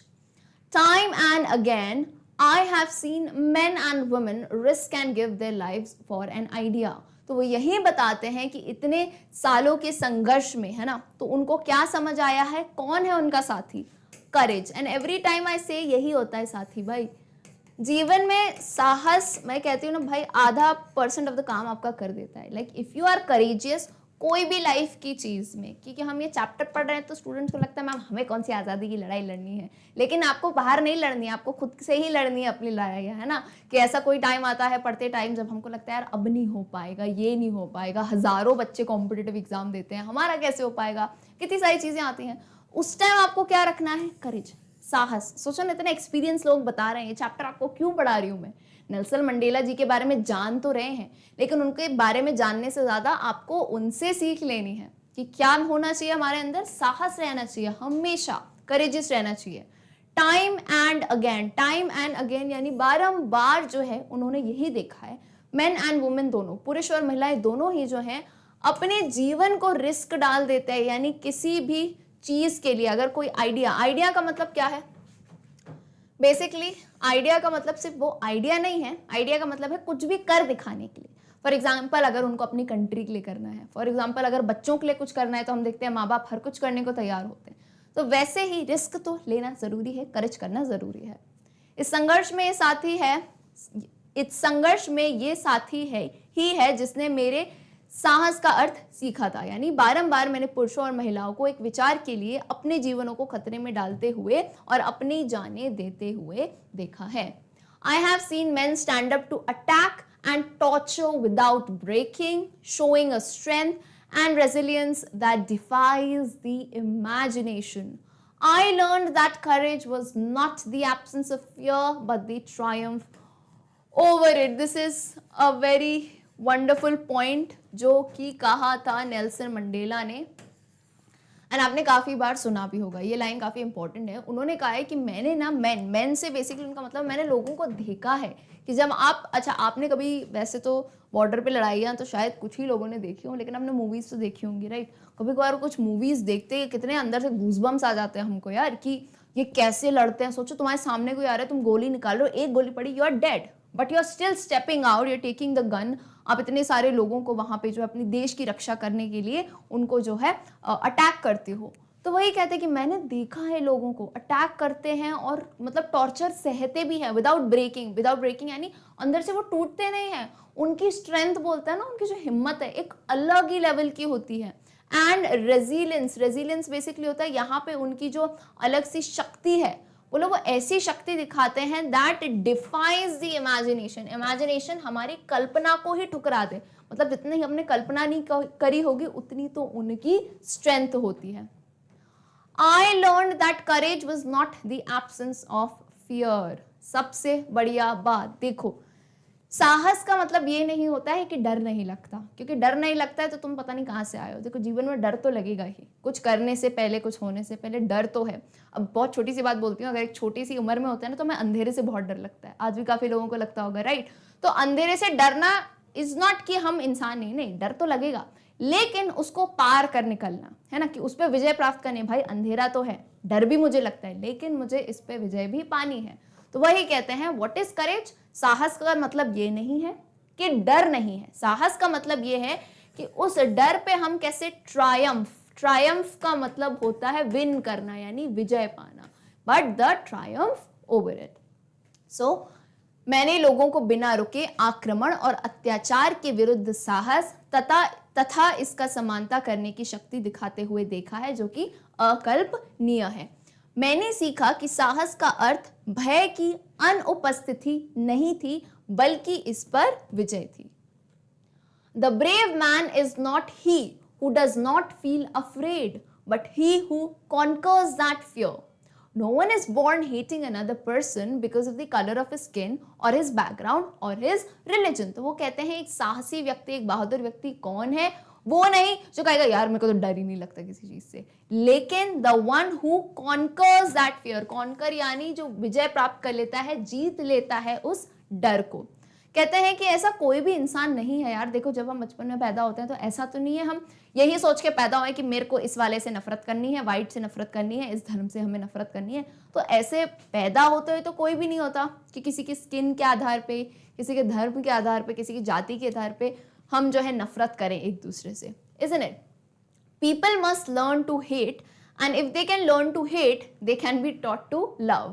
For love comes more naturally to the human heart than its opposite. तो देखो क्या बात बताई उन्होंने, जब आप बच्चे होते हो, न्यू बॉर्न होते हो, तो तब से तो आपने सीखा नहीं कि किसी से नफरत करना है क्या, यानी हेट जो है सिखाई जाती है। हेट सिखाई जाती है ना, पैदा होते ही थोड़ी ना हेट आ रही है, जैसे आंख नाक कान आ रहा है वैसे हेट तो नहीं आती, पैदा होता है, यानी हेट सिखाई जाती है। तो वो कहते हैं कि अगर लोग नफरत करना सीख जाते हैं, then they can be taught to love. Taught का मतलब क्या होता है? टीच करना। टीच का पास्ट टेंस होता है टॉट। तो they can be taught to love, फिर उन्हें तो आपस में प्रेम भाव से रहना भी सिखाया जा सकता है।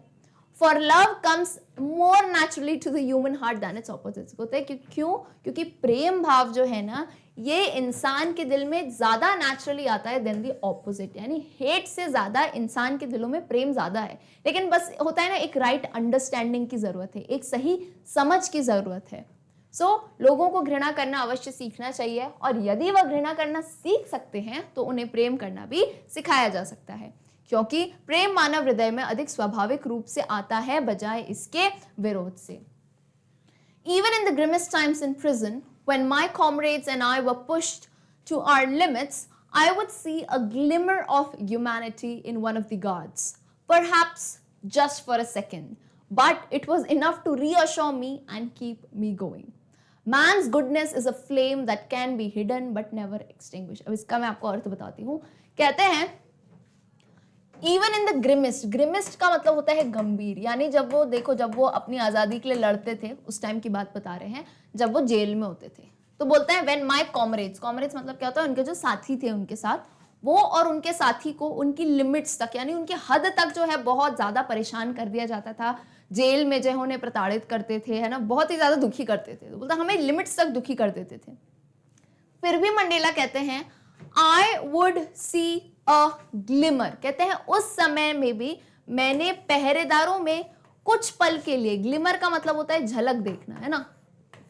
कहते हैं I would see a glimmer of humanity. बोला वो जो गार्ड्स है ना, जो हमको बंद करके रखते थे, बोलते हैं कुछ क्षण के, like for a millisecond भी कहीं ना कहीं मुझे उनमें इंसानियत की झलक दिखती थी। होता है ना कि कभी कभार लोगों को वो काम करना पड़ता है शायद वो जो करना नहीं चाहते। जैसे मान लो किसी कंट्री की आर्मी है, अब आर्मी में आपको कोई बोल रहा है फॉर एग्जाम्पल कि आप इन लोगों को बंद कर दो, मासूम लोगों को। अब उसमें से आर्मी के सारे लोगों, बिकॉज वो नियुक्त हैं तो उनको काम करना पड़े, लेकिन अंदर से उनके अंदर ह्यूमैनिटी आती है कहीं ना कहीं कि क्यों हम इन्हें बंद कर रहे हैं, क्योंकि वो भी इंसान है। तो यहाँ पे बता रहे हैं मंडेला, सोचो कि वो जो गार्ड्स हैं उनमें उन्हें क्षण भर के लिए झलक दिखी है ह्यूमैनिटी की। बोलते हैं शायद कुछ टाइम के लिए कि वो देख के हमें समझ रहे हो। तो बोलते हैं वो एक सेकेंड भी ना मेरे लिए इतना सुकून भरा था कि वो सुन के भी मैं जो है ना रीअश्योर हो गया, यानी मुझे वो भी पर्याप्त था, मैं आश्वासित हो गया कि कहीं ना कहीं इंसानियत जिंदा है, तो मैं चलता रहूंगा, क्योंकि ये वही लोग हैं जो शायद दबाव में आकर ये सब काम कर रहे हो, वो नहीं करना चाहते हो। तो बोलो ना, इतनी छोटी सी चीजों में देखो, इतनी प्रॉब्लम्स के बाद भी इतनी सी चीजों में बोलते हैं ना, उम्मीद की किरण देख ली उन्होंने। He says, man's goodness is a flame that can be hidden but never extinguish. वो कहते हैं इंसान की जो अच्छाई होती है ना, जैसे इंसानियत कहते हैं, मानव गुण जो हम चाहे किसी भी धर्म के हो, किसी भी जाति के हो, लेके ही आते हैं। तो बोलते हैं वो एक ऐसी फ्लेम है। फ्लेम बेसिकली समझते हो ना, जैसे ज्वाला होती है, फ्लेम है ना, दिया जलता है, कैंडल जलती है, तो वो एक ऐसी फ्लेम है जिससे आप शायद छुपा तो सकते हो कि ठीक है भाई मेरे में इंसानियत नहीं है, मैं ऐसा हूं, लेकिन it can never be distinguish, लेकिन उसे बुझाया नहीं जा सकता। और जो चीज़ बुझेगी नहीं, कभी ना कभी वो बाहर तो निकल के आएगी, वो फ्लेम दिखेगी।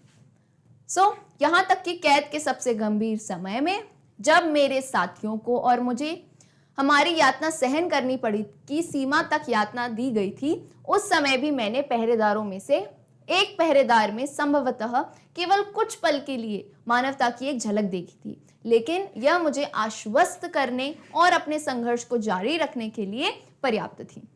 मनुष्य की अच्छाई वह ज्वाला है जिसे छिपाया तो जा सकता है किंतु कभी भी बुझाया नहीं जा सकता। In life, every man has twin obligations. Obligations to his family, to his parents, to his wife and children. ये पहला पार्ट हो गया. And he has an obligation to his people, his community and his country. काफी अच्छी बात कही है.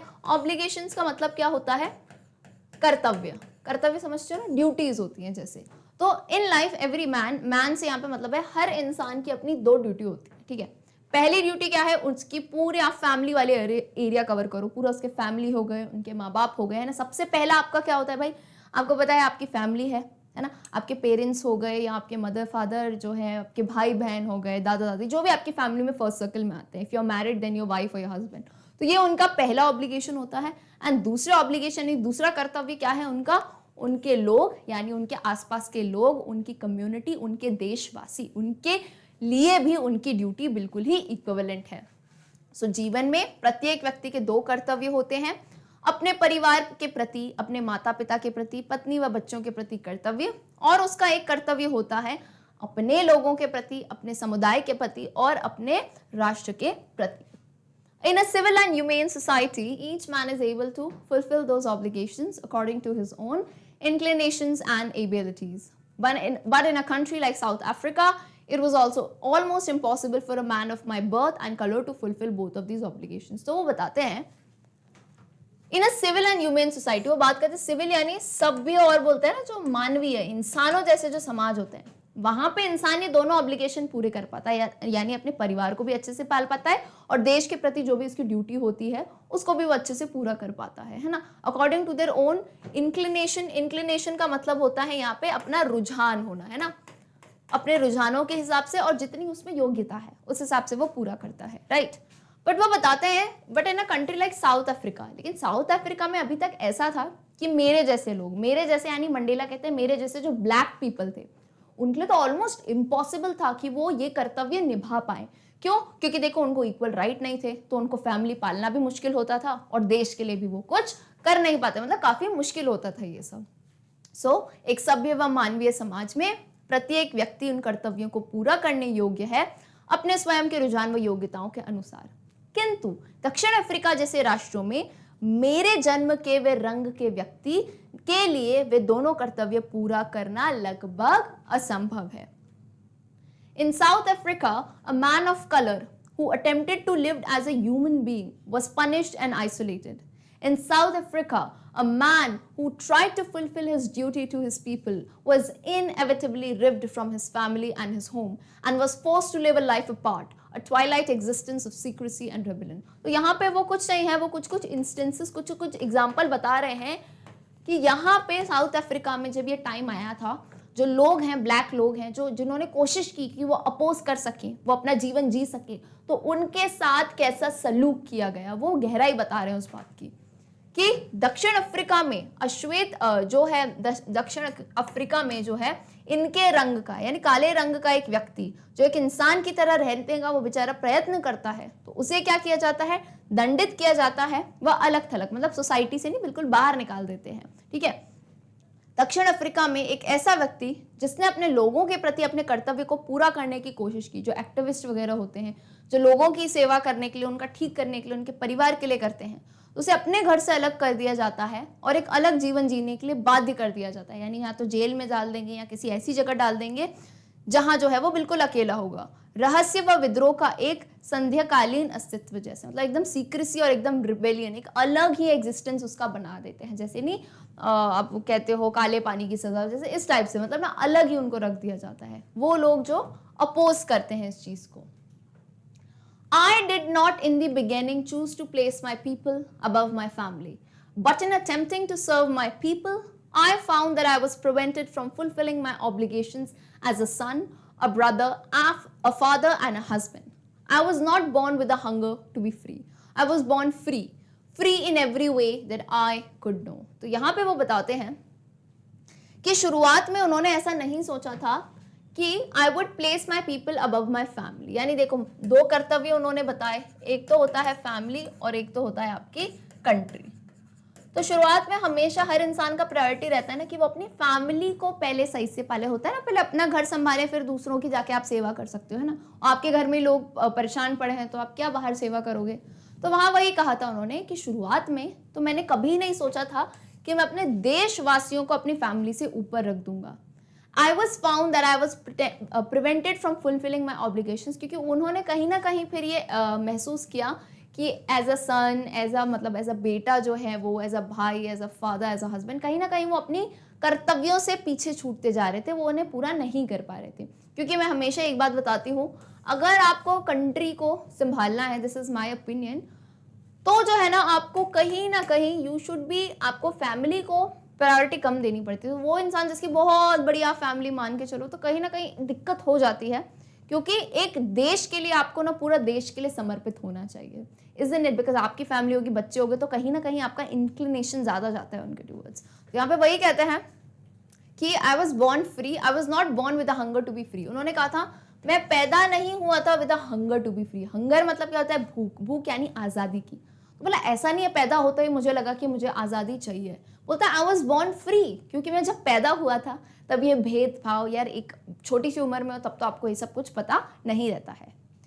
मैंने आरंभ में अपने लोगों को अपने परिवार से ऊपर रखने को नहीं चुना था, किंतु अपने लोगों की सेवा करने में मैंने यह पाया कि मुझे एक पुत्र, एक भाई, एक पिता व एक पति के रूप में मेरे कर्तव्य पूरे करने से कहीं ना कहीं जो है प्रॉब्लम आती है, ये रोका गया। मैं स्वतंत्र होने की तीव्र इच्छा लेकर जन्मा नहीं था, मैं स्वतंत्र जन्मा था, प्रत्येक तरह से स्वतंत्र जो कि मैं जान सकता था। Free to run in the fields near my mother's hurt, free to swim in the clear stream that ran through my village, free to roast mealies under the stars and ride the broad backs of slow-moving bulls. As long as I obeyed my father and abided by the customs of my tribe, I was not troubled by the laws of man or God. तो यहाँ वो कहते हैं, देखो free से यहाँ पे उनका मतलब क्या है। वो कहते हैं जब मैं छोटा था तब तो है मैं फ्री था, आज़ाद था। अब किन किन चीज़ों में आज़ाद था? अपनी मम्मा का जो झोपड़ी है, उनका हट है, उनके वहां पे खेतों में दौड़ने से मैं फ्री था, मुझे कोई नहीं रोक टोक था। स्वच्छ झरने जो मेरे गांव के मध्य से होकर बहता था उसमें तैरने के लिए मैं स्वतंत्र था। फिर वो कहते हैं free to roast mealies under the stars and ride the broad backs, यानी वो कहते हैं तारों के नीचे अनाज की बाल या भुट्टे भुनने के लिए मैं स्वतंत्र था, बढ़िया वहां पे जो है टाइम स्पेंड करता था। और धीमी गति से चलती बैलों की चौड़ी पीठ पर सवारी करने का, है ना, बैलों पे सवारी करते ना गाँव वगैरह में। कहते तब तक मैं फ्री था। कब तक? जब तक मैंने अपने पिता की आज्ञा का पालन किया। यानी जब छोटे होते हैं तो हमारे पेरेंट्स ही जो हमें आज्ञा देते हैं, हम वो पालन करते हैं, तब तक हम आज़ाद होते हैं हर चीज़ करने के लिए। तो कहते हैं जब तक मैंने अपने पिता की आज्ञा का पालन किया और अपनी जनजाति की परंपराओं का पालन किया, यानी जो हमें सिखाया जाता है हमारी ट्राइब में उसका मैंने पालन किया, तब तक मुझे ईश्वर या मानव के कानूनों से परेशानी नहीं हुई थी। ईश्वर यानी जो हम कहते हैं ना गॉड के बनाए हुए जो यहाँ पे रूल्स हैं या ये है या इंसानों ने जो बनाए, बोला तब तक मुझे कोई भी दिक्कतें नहीं होती थी। It was only when I began to learn that my boyhood freedom was an illusion, when I discovered as a young man that my freedom had already been taken from me, that I began to hunger for it. तो एक देखो, एक उम्र तक तो आपको एहसास भी नहीं होता है ना, क्योंकि आप बच्चे होते हो तब आपको लगता है आप तो फ्री हो, कूदो खेलो भागो, कोई टेंशन नहीं। तो कहता है तब तो मुझे महसूस था मैं फ्री था, लेकिन it was only when I began to learn, उन्होंने तब सीखा कि जो उनका बॉयहुड है, बॉयहुड यानी क्या होता है, जब वो एक लड़के थे, है ना, when he was a boy, when he was a young boy, तब तक जो उनकी फ्रीडम थी, जो फ्रीडम जो वो समझते थे वो एक इल्यूजन था। What is the meaning of illusion? एक भ्रम था, है ना। मुझे लगता था मैं फ्री हूं, लेकिन when I discovered as a young man, जब मैं एक युवा बना तब मुझे रियलाइजेशन हो, क्योंकि युवा बनते हो तो आप दुनिया देखते हो, दुनियादारी में आपको जाना पड़ता है, आप अपनी पढ़ाई आगे करते हो, आपको धीरे धीरे घर की रिस्पॉन्सिबिलिटीज आती है ना। क्योंकि अभी जब यंग होते हैं तब हमें लगता है अरे लाइफ क्या ही है भाई, बढ़िया जो है ना, सिर्फ पढ़ाई करनी है, ये करना है। पर अब जैसे जैसे बड़े होते हो ना, रिस्पॉन्सिबिलिटी आती है, घर चलाना है, कितनी सारी चीज़ें होती हैं, फैमिली को पालना है। तो तब बोला जब मैं एक युवा हुआ तब मुझे ये रियलाइज हुआ कि मैं जो आज़ादी वो भ्रम मानता था वो तो ऑलरेडी हमसे छीनी जा चुकी है। और क्योंकि अब कोई चीज, उन्हें एहसास हुआ कि ये चीज़ मेरे पास नहीं है, तब जो है बोलता है I began to hunger for it. अब मुझे जो है आज़ादी की भूख लगने लगी, क्योंकि एज के बाद आपको लगता है ना कि अगर आपको नहीं करने को मिल रहा है तो क्यों नहीं, हमने ऐसा क्या गलत किया है। फिर धीरे धीरे इंसानों की चीज़ें ये जो सब हमको समझ आने लगती हैं। ये केवल तब तक था जब मैंने जानना आरंभ किया कि मेरे जो लड़कपन यानी जो मैं लड़का था जब, उसकी स्वतंत्रता तो एक भ्रम थी। जब तक युवा के रूप में मैंने खोजा कि मेरी स्वतंत्रता पहले ही मुझसे छीनी जा चुकी थी, तो मैंने इसके लिए भूखा रहना अब आरंभ, यानी अब मुझे भूख लगने लगी। किसकी भूख? आज़ादी की। At first, as a student, I wanted freedom only for myself. The transitory freedoms of being able to stay out at night, read what I pleased and go where I choose. तो वो शुरुआती बताते हैं, देखो यहाँ पे वो कुछ नहीं, वो सिर्फ बता रहे हैं कि कैसे मैं इस पॉइंट तक पहुँचा कैसे हूँ कि अफ्रीका के लिए हम इतने सारे लोग मिलकर फ्रीडम ला पाए हैं। तो क्या पैदा होता है ये सब था? नहीं। तो धीरे धीरे बातें बता रहे हैं कि पहले जब मैं एक स्टूडेंट था, है ना, एट फर्स्ट जब मैं एक विद्यार्थी था, तब उन्हें आज़ादी किस लिए चाहिए थी? बोलते फॉर माई सेल्फ। तब तो बोला देश वेश क्या सोचा था, मैंने कुछ भी नहीं सोचा था, मुझे आज़ादी सिर्फ अपने लिए चाहिए थी। द ट्रांजिटरी फ्रीडम्स यानी वो जो क्षणिक स्वतंत्रताएं हैं। कैसी क्षणिक स्वतंत्रताएं? जैसे घर में रात में जो है नाइट आउट कर सको, है ना, रात में घर से बाहर रह सको, जो मुझे पढ़ना है वो मैं पढ़ सकूं, जिस शहर जहां पे मुझे जाना है मैं जा सकूं। तो शुरुआत में कहते हैं यही मेरे लिए फ्रीडम थी, मैं सिर्फ अपने लिए आज़ादी चाहता था। राइट। देन वो कहते हैं later as a young man in Johannesburg I yearned for the basic and honourable freedoms of achieving my potential, of earning my keep, of marrying and having a family, the freedom not to be obstructed in a lawful life. तो वही है, जब तक student होते हैं तब तक बहुत ही उनको बस अपने लिए आज़ादी चाहिए थी, घूमने फिरने की वो वाली आज़ादी चाहिए थी। लेकिन जब एज अ यंग मैन जब वो बड़े हुए इन जोहानिसबर्ग में, उस टाउन में, तो वहाँ बोलते हैं आई यर्न्ड का बेसिकली मतलब क्या होता है? किसी चीज़ की आप जो है तरस रहे हो, किसी चीज़ के लिए आप वो चाह रहे हो कि हो। तो कहते हैं I yearn for basic and honourable freedoms. तो कहते हैं अब मुझे एज अ युवा बेसिक आज़ादियाँ जो होनी चाहिए। कैसी आज़ादी?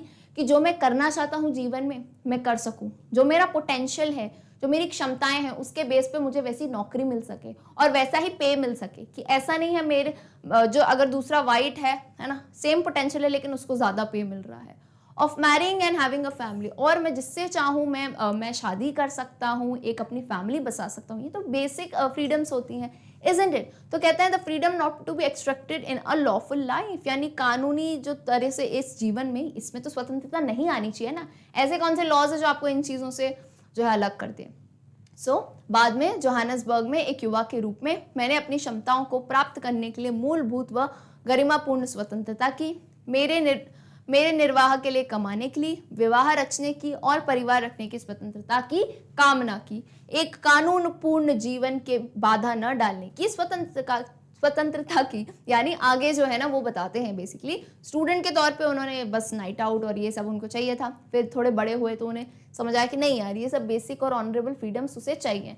बट अब आगे बढ़ते गए ना वो, तब आगे उन्हें क्या रियलाइज किया? उन्होंने देखा कि मैं तो फ्री नहीं था, है ना, मुझे लग रहा था कि सिर्फ मैं बंधा हुआ हूँ।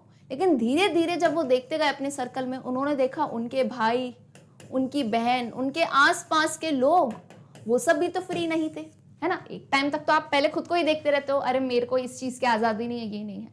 बट धीरे धीरे होता है ना, उम्र का तजुर्बा जैसे कहते हैं, एज यू ग्रो ओल्डर, तो आप में विजडम आती जाती है, एक बुद्धिमत्ता। बोलते हैं छोटे आप अगर 15-16 साल के किसी बच्चे से कोई ओपिनियन लो, या वही ओपिनियन आप 28-30, तो हल्का सा एक्सपीरियंस गेन होता है, आप मैच्योर होते हो। तो सेम मंडेला जी ने कहा एज अ स्टूडेंट, फिर एज अ युवा, फिर धीरे धीरे उन्होंने सीखा कि I was not the but then I slowly saw that not only was I not free, but my brothers and sisters were not free. I saw that it was not just my freedom that was curtailed, but the freedom of everyone who looked like I did. तो उन्होंने कहा ऐसा नहीं है कि मेरी ही freedom पे जो है आपने रोक लगा दिया था, है ना, सिर्फ मेरी ही फ्रीडम जो है ना कर्टेल का बेसिकली मतलब होता है कि मेरी ही स्वतंत्रता ऐसा नहीं था कि कम कर दी गई है। कर्टेल यानी छीन ली गई है, कम कर दी गई है। पर बोला फ्रीडम ऑफ एवरीवन जो मेरे जैसे दिखते थे, मेरे जैसे यानी जितने भी ब्लैक लोग थे उन सब की फ्रीडम जा चुकी थी. So now he is growing older, so he is realizing कि ये कहीं ना कहीं ब्लैक वाइट्स वाला रेशियल डिस्क्रिमिनेशन यहाँ पे चल रहा है. That is when I joined the African National Congress, and that is when the hunger for my own freedom became the greater hunger for the freedom of my people. तो यही वो moment था जब उन्होंने रियलाइज हुआ और तब उन्होंने अफ्रीकन नेशनल कांग्रेस को ज्वाइन कर लिया. एंड फिर उन्हें लगा कि ये जो भूख है मुझे आज़ादी की, अब ये मेरे अकेले के लिए नहीं है. उन्हें आज़ादी जो चाहिए थी, लेकिन अब उन सभी लोगों के लिए जिन्हें ये सहना पड़ रहा है. राइट. सो तब भी मैं अफ्रीकन राष्ट्रीय कांग्रेस में शामिल हुआ और तभी मेरी अपनी स्वतंत्रता के लिए तीव्र इच्छा, मेरे अपने लोगों की स्वतंत्रता की तीव्र इच्छा बन गई थी. राइट. तो no one is born with it. It's like आप धीरे धीरे लाइफ में चीजें देखते हो, एक्सपीरियंस करते हो, तब आपको एक ना सही समझ मिलती है, जो कि नेल्सन मंडेला जी को बाद में मिली. It was this desire for the freedom of my people to live their lives with dignity and self-respect that animated my life, that transformed a frightened young man into a bold one, that drove a law-abiding attorney to become a criminal, that turned a family-loving husband into a man without a home, that forced a life-loving man to live like a monk.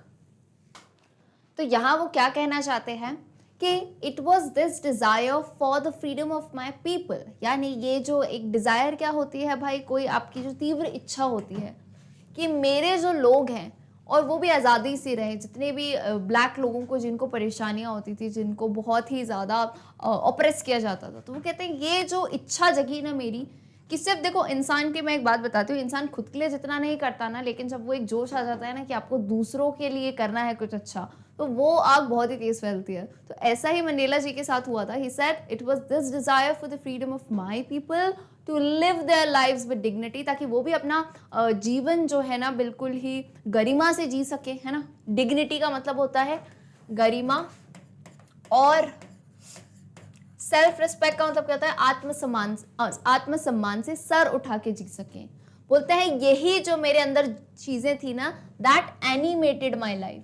यहाँ पे animated का मतलब क्या होता है, इसने मेरे जीवन में जो है जोश भर दिया, उल्लास भर दिया, कि यही चीजें हैं जिस वजह से मुझे जो है अब आगे बढ़ना है और अपने जो है इन ब्लैक पीपल को आज़ाद करना है. और कहते हैं इसी वजह से it transformed a frightened young man into a bold one. तो वो कुछ कुछ यहाँ पे एग्जाम्पल देते हैं कि इन चीज़ों से जो है ना एक फ्राइटेंड यंग मैन, यानी फ्राइटेंड यानी क्या हुआ, एक डरा हुआ, मतलब मैं कोई महान पैदा नहीं हुआ. मंडेला हमेशा ये बताते हैं, वो कहते हैं मैं कोई महान नहीं था, मैं तो एक डरा हुआ सा युवा था जो किसमें बदल गया, एक बोल्ड वन, यानी साहसी हो गया. क्यों साहसी, क्योंकि मुझे ये मैंने निश्चय कर लिया कि मुझे अपने लोगों को आज़ाद करना है.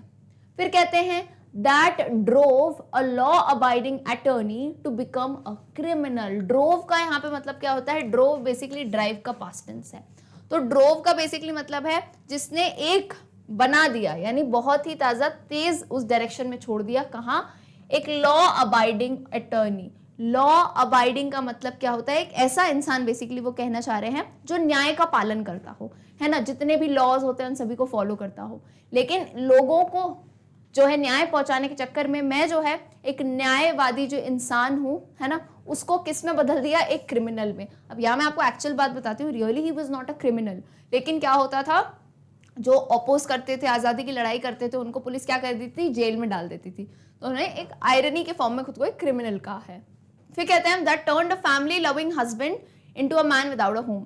तो कहते हैं मैं एक ऐसा इंसान था जो पहले अपनी फैमिली को प्रायोरिटी देता था, लेकिन कहीं ना कहीं फिर मैं एक ऐसा आदमी बन गया जिसका खुद का भी एक घर नहीं था. क्यों, क्योंकि देखो अगर आपको देश के लिए कुछ करना है तो आपको पूरा समर्पित हो जाना पड़ता है, अपने परिवार को भी जो है पीछे छोड़ के. और उन्होंने कहा that forced a life loving man to live like a monk. और एक ऐसे इंसान को जिसको जीवन जीने से बड़ा प्रेम था, यानी जीवन में जितनी भी चीज़ें हैं उनके मज़े लेना, अपनी जो है चीज़ें जीना, लेकिन बोला उस इंसान को आपने क्या बना दिया, एक मॉन्क बना दिया. हु इज अ मॉन्क, सन्यासी, जो दुनिया से, जीवन से सन्यास ले लेता है, यानी जो चीज़ें हम जीते हैं, खाते पीते, गाड़ियों में घूम रहे हैं, वो सब छोड़ देते हैं वो.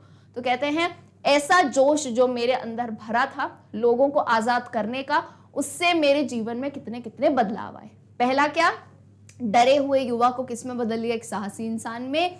एक जो है क्या मान सकते हैं, न्यायवादी इंसान को किस में बदल दिया, एक अपराधी में। एक फैमिली लविंग इंसान को किस में बदल दिया, ऐसा जिसके पास घर ही नहीं है।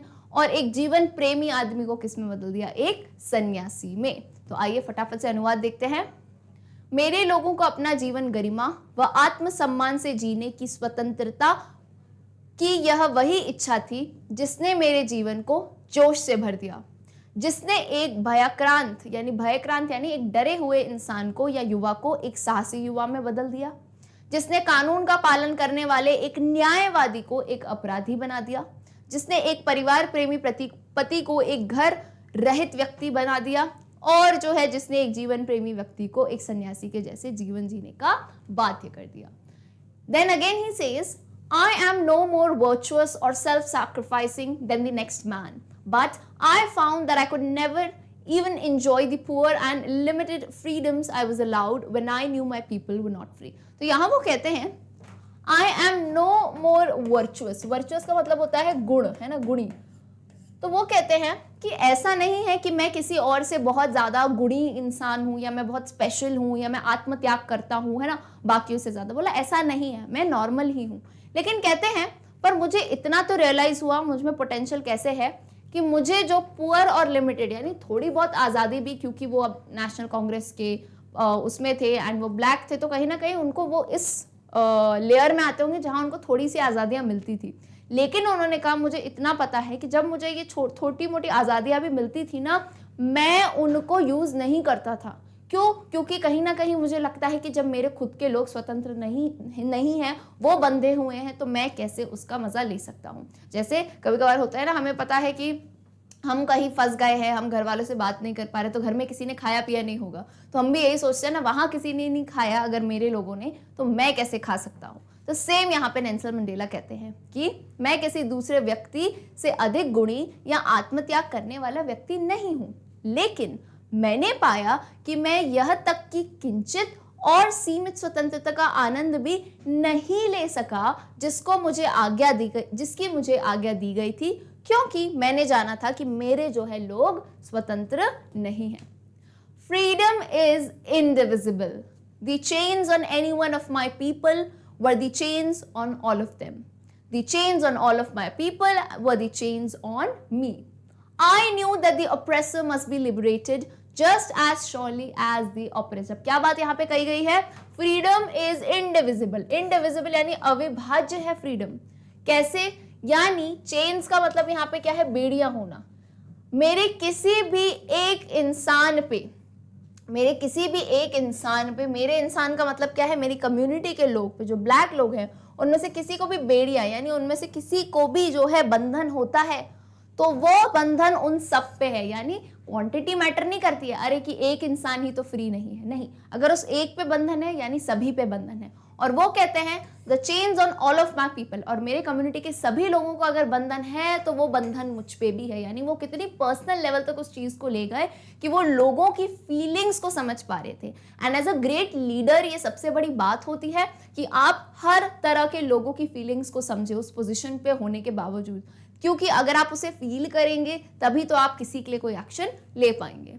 He says, I knew that the oppressor must be liberated just as surely as the oppressed. तो वो कहते हैं जिस तरह से, अब ऑपरेसर और ऑपरेस्ड क्या होता है? ऑपरेसर होता है उत्पीड़क, जो सामने वाले को ऑपरेस करता है, दबाता है। एंड ऑपरेस्ड कौन होता है? जो सहता है, जो उत्पीड़ित होता है। तो कहते हैं दोनों को ही बराबर फ्रीडम चाहिए, है कि नहीं? जिसको परेशान कर रहे हो और जो परेशान हो रहा है, जो परेशान कर रहा है और जो परेशान हो रहा है, दोनों को ही अपने हिसाब से आज़ादी चाहिए, है कि नहीं? स्वतंत्रता अविभाज्य है। मेरे लोगों में से किसी एक पर बेड़ियां उन सब पर बेड़ियों के समान थी, और मेरे सभी लोगों पर बेड़ियां मेरे ऊपर बेड़ियों के समान थी। मैं जानता था कि उत्पीड़ित को भी उतनी ही स्वतंत्रता चाहिए जितनी कि उत्पीड़ित को। इसका क्या मतलब हुआ? देखो, जैसे एक ऑपरेसर है, ठीक है, वो दूसरे वाले को ऑपरेस करता है ना। ये मान लो, तुमको मैं वाइट से ही बना देती हूँ, ठीक है, ये वाइट इंसान है, ठीक है, वाइट मतलब उस टाइम में क्योंकि ये वाइट और ब्लैक्स का होता था, तो फॉर एग्जांपल ये वाइट इंसान है, ठीक है। अब ब्लैक बनाऊंगी तो ब्लैक स्क्रीन पे दिखेगा नहीं, तो समझ जाओ, ठीक है। ये जो है इसको ऑप्रेस कर रहा है, इसको परेशान कर रहा है, इसको जीने नहीं दे रहा है, इसको बोला गया ही करने को। तो अब इसको आज़ादी चाहिए, ये परेशान है। यहाँ पे मंडेला कहते हैं उत्पीड़ित को तो आज़ादी चाहिए ही, लेकिन जो उत्पीड़ना करता है ना, जो उत्पीड़क है, उसको भी आज़ादी चाहिए। क्यों? क्योंकि देखो इंसान अगर इंसानी, जैसे हम इंसानियत कहते हैं ना, अंदर से कहीं भी किसी इंसान को एक्चुअल में करने का नहीं होती है अच्छा है, राइट। कहीं ना कहीं कोई दबाव आता है, सामाजिक दबाव या ऐसी कोई लेयर चल जाती है, आसपास के आपके लोग होते हैं जिनकी वजह से आपको कुछ मान्यताएं माननी पड़ती है कि ये पर्टिकुलर जाति के लोग अच्छे नहीं होते हैं, ये धर्म के लोग अच्छे नहीं होते हैं, ये ऐसे हैं, ये काले हैं, गोरे हैं। तो सब सुन सुन के हम समझ जाते हैं ना। तो उत्पीड़क जो है ना, वो भी कहीं ना कहीं परेशान ही है, जो ऑप्रेसर है। तो दोनों को ही आज़ादी चाहिए। यहाँ मंडेला जी ने बहुत ही ज़्यादा जो है ना डीप बात कही है। He says a man who takes away another man's freedom is a prisoner of hatred. He is locked behind the bars of prejudice and narrow mindedness. तो यहाँ पे वो कहते हैं एक आदमी जो दूसरे आदमी से उसकी स्वतंत्रता को छीनता है, वो क्या है? अ प्रिजनर ऑफ हेट्रेड। प्रिजनर का मतलब क्या होता है? कैदी। किसका कैदी? नफरत का कैदी है भाई वो, क्योंकि आपकी अगर कोई स्वतंत्रता छीनता है तो वो आपके लिए आप कितना नफरत पैदा करते हो। छोटा सा एग्जांपल ले लेती हूँ। जब छोटे होते हैं तो अगर मम्मी कहीं जाने ही नहीं दे रही हैं, पापा कहीं जाने ही नहीं देते, तो कितना गुस्सा निकलता है उनके ऊपर कि आप क्यों ऐसा कर रहे हो, मुझे नहीं जाने देते। तो एक हेट्रेड वाली फीलिंग आने लगती है ना, हल्का सा गुस्सा आने लगता है। खैर तब तो छोटी बातें हैं, बचपन होता है, बट आता है कि नहीं कोई भी आपसे आपकी आज़ादी छीन ले कि तुम ये नहीं कर सकते बिल्कुल भी, राइट। तो वैसा ही यहाँ पे है, वो कहते हैं अगर कोई किसी से किसी की स्वतंत्रता छीनता है तो वो किसका कैदी है? नफरत का कैदी है। ही is locked behind the bars of prejudice. वो कौन सी जो है सलाखों के पीछे आ जाता है? Behind the bars. बार्स यानी होता है सलाखों। Prejudice and natural mindedness. Prejudice का मतलब होता है पूर्वाग्रह या पक्षपात। तो वो किसकी सलाखों के पीछे आता है? पक्षपात। और नैरो माइंडेडनेस यानी संकीर्णता, यानी छोटी सोच रखने वाले लोगों की सलाखों के पीछे आता है ऐसा इंसान। Next he says I am not truly free if I am taking away someone else's freedom, just as surely as I am not free when my freedom is taken from me. The oppressed and the oppressor alike are robbed of their humanity. आखिरी में वो इतनी अच्छी बात कहते हैं, वो कहते हैं मैं वास्तव में स्वतंत्र नहीं हूं यदि मैं किसी अन्य की स्वतंत्रता को छीनता हूं। बात समझ आई? अगर ये वाइट है, ये ब्लैक है, इसने इसकी स्वतंत्रता छीन ली, लेकिन भाई ये खुद भी तो स्वतंत्र नहीं है ना। स्वतंत्र कौन? जो ह्यूमैनिटी, जो इंसानियत को एंजॉय कर सके। और इंसानियत क्या होती है? एक दूसरे के साथ प्रेम से रहना, किसी को भी आप जो है दुखी नहीं करो, सब अपने राइट्स एंजॉय कर सके, है ना। पक्षपात, जाति, धर्म, इनके भेद पे आप किसी को भी जो है नीचा नहीं दिखाओ, उसे इंसानियत कहते हैं। तो अगर ये फ्रीडम में नहीं है तो ये भी नहीं है, ये भी जो है कहीं ना कहीं किसी बेड़ी में बंधा हुआ है, राइट। क्या कहते हैं? पीड़ित व अत्याचारी दोनों ही समान रूप से मानवता से वंचित रहते हैं, राइट। तो यानी ये जो पूरा सिस्टम है रेशियल डिस्क्रिमिनेशन का, किसी को भी बेनिफिट नहीं देता है। तो ये जो चीजें बंद हो गई हैं, ये हमेशा के लिए बंद ही रहनी चाहिए। And humanity must go on, right. तो आई होप आपको अच्छे से समझ आया होगा नेल्सन मंडेला जी क्या कहना चाहते हैं इस पूरे से चैप्टर में। So long walk to freedom एक काफ़ी लंबी वॉक हो गई लिटरली, जो है नेल्सन मंडेला जी की ऑटोबायोग्राफी पे।